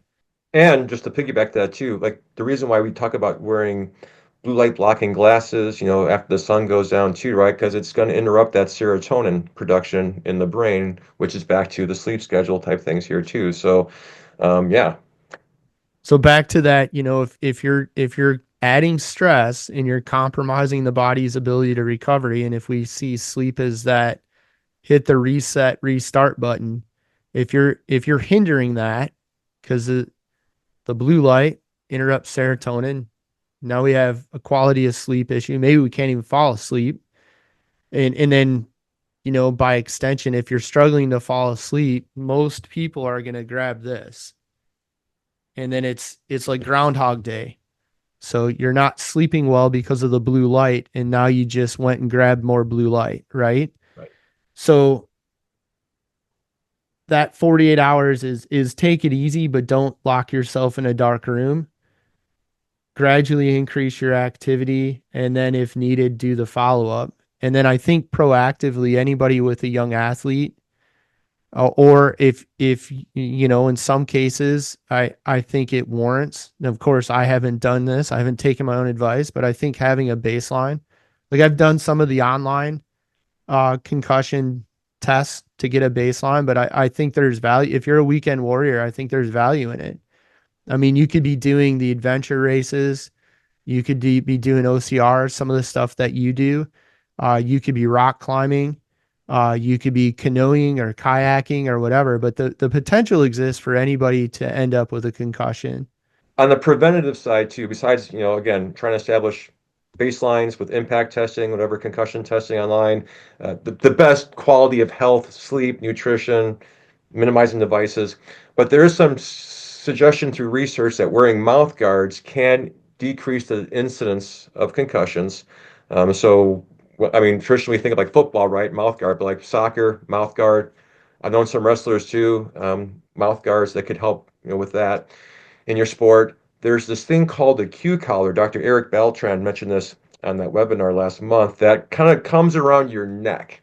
And the theory is that it keeps light pressure on the internal jugular veins, and that light pressure increases the pressure at the jellyfish in the aquarium and decreases the sloshing around of that jellyfish type thing too. So that in theory would reduce the incidence of concussions.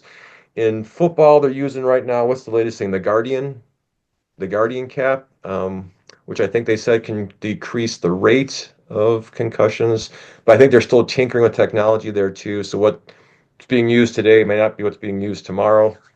And then in soccer too, again, another category for concussions, there were maybe they're still trying to do it. They're playing with like wearing like the headbands in soccer, but there's really no good data at this point showing that it's actually helping to decrease the incidence of concussions. But that might be one of those things that falls under the category of it can't hurt. So you can try it, but what would probably help with soccer specifically, wear a mouth guard, and then if you want So to, So all right, so let's talk about mouth guard. And I noticed some of the kids we race with that have concussed use mouth guards. And I in one case I am positive I have not asked, but the doctor they see is a chiropractor, and I'm positive that that chiropractor told them to try the mouth guard. But there is research that suggests wearing a mouth guard is going to reduce incidence of concussion. Is there actually research on that, or is it going to be in the bucket of it's not going to hurt, so try it? no, there's actually some research on it. Now, the quality of research I can't speak to, but there's at least there's some studies looking at this intervention for it. Yes. Because in that was something I'm glad you mentioned that because it was something I wanted to ask you about, and I forgot it. I didn't put it in my notes, but I my thought is if the mouth is open and you hit your head and the jaw goes, that's going to be that there's that almost a second impact. Right.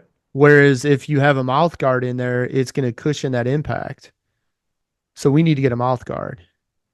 There's no, this is theory, but this isn't proven. This is a theory why I think it also helps too, right? There can be more than one mechanism.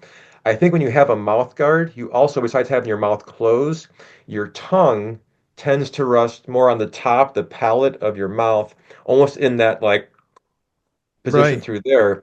And there's been research showing that that position actually increases a little bit of the stability of our cervical tissues. Those same cervical tissues that tend to get inhibited, post concussion, post whiplash incident through here too. So it could be that we actually have a little bit more, I'm going to say, activation of our cervical stabilizers able to weather the storm of a quick, impact that would jostle the jellyfish otherwise. So in that's interesting because that was one thing that the doctor at the concussion clinic had said that the awareness, like not being blindsided, reduces incident of concussion because if you're blindsided, everything like those stabilizer muscles aren't firing. Like everything's just free to go wherever, which is going to increase the amount of energy that can be transferred to the brain.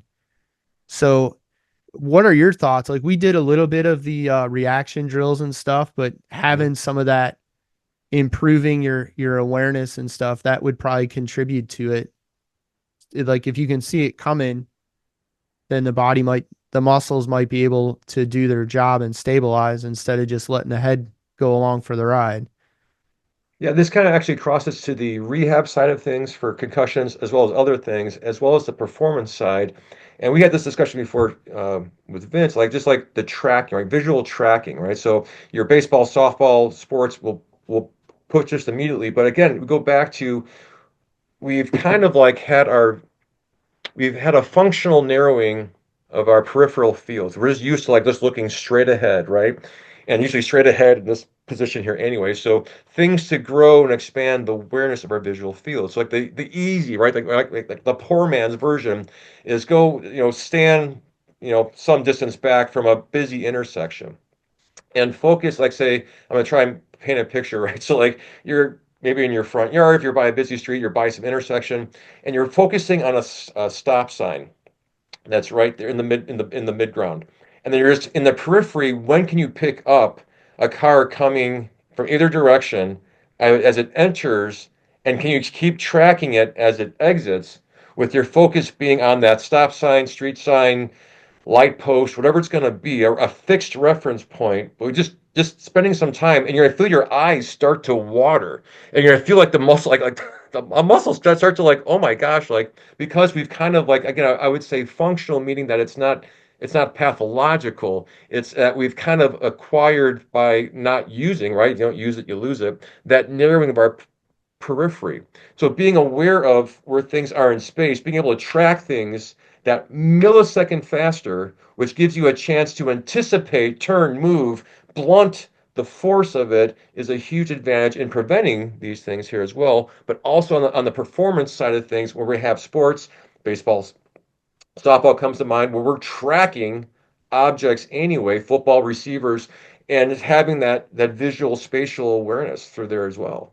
And that seemed to be, when I left the concussion clinic, that seemed to be the best thing that the medical doctor said you could do for prevention, is to increase Vince's awareness of what's going on in the periphery so he can move out of the way and avoid the crash.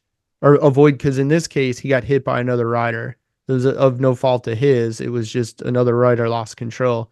He said, if you can see it coming or you're aware it's coming, you can either brace for it or get out of the way. And that's probably your biggest opportunity to prevent a concussion. But when you were saying that, and like you said that when you did this with Vince, I'm a big believer in it's use it or lose it with the human body. You look at bone density declining with middle age, it's because you don't do load bearing activity. Removing the role estrogen plays in calcium in bones and in postmenopausal women, we'll leave that out. But even in that case, bone density goes up if you pick up heavy things. Like your metabolism doesn't slow because you're 10 years older. Your metabolism is slowed because you lost muscle mass because you're not doing as much load bearing activity. So that peripheral vision, where our focus is on that small area, it's use it or lose it. If we're not using all of the systems that create awareness of what's going on in the periphery, we're going to lose that. But that too, just like increasing bone density, raising metabolism by increasing muscle mass, you can train that. Like your example of go to the busy street, pick the point, focus, and then watch for the cars and be aware of where the car is tracking without losing what you're focusing on. That's it. Yeah, I hadn't even thought about just the role us always being on a device where we're not walking the woods worried that the lion, tiger, or bear is going to jump out and get us anymore. We're just focused on a 3x6 inch, 3x8 inch, whatever screen. And we're seeing this too, again, not to deviate off the topic, but we're seeing this too, like with the increased rate of car accidents, right? And like there was an article in one of my professional magazines, I think it was JOSPT, pre-COVID, about the rate of whiplash associated disorders coming into clinics, offices, hospitals from distracted driving.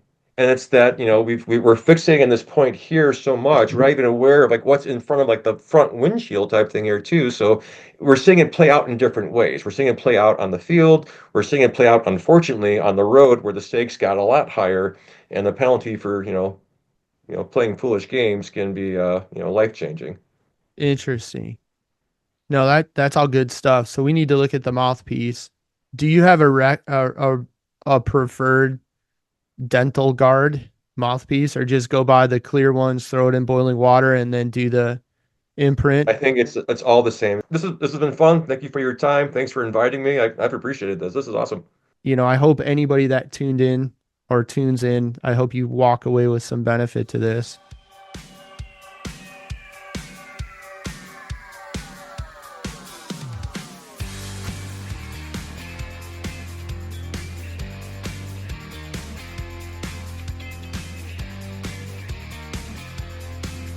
If you like our content, be sure to subscribe to our channel, leave us a comment below.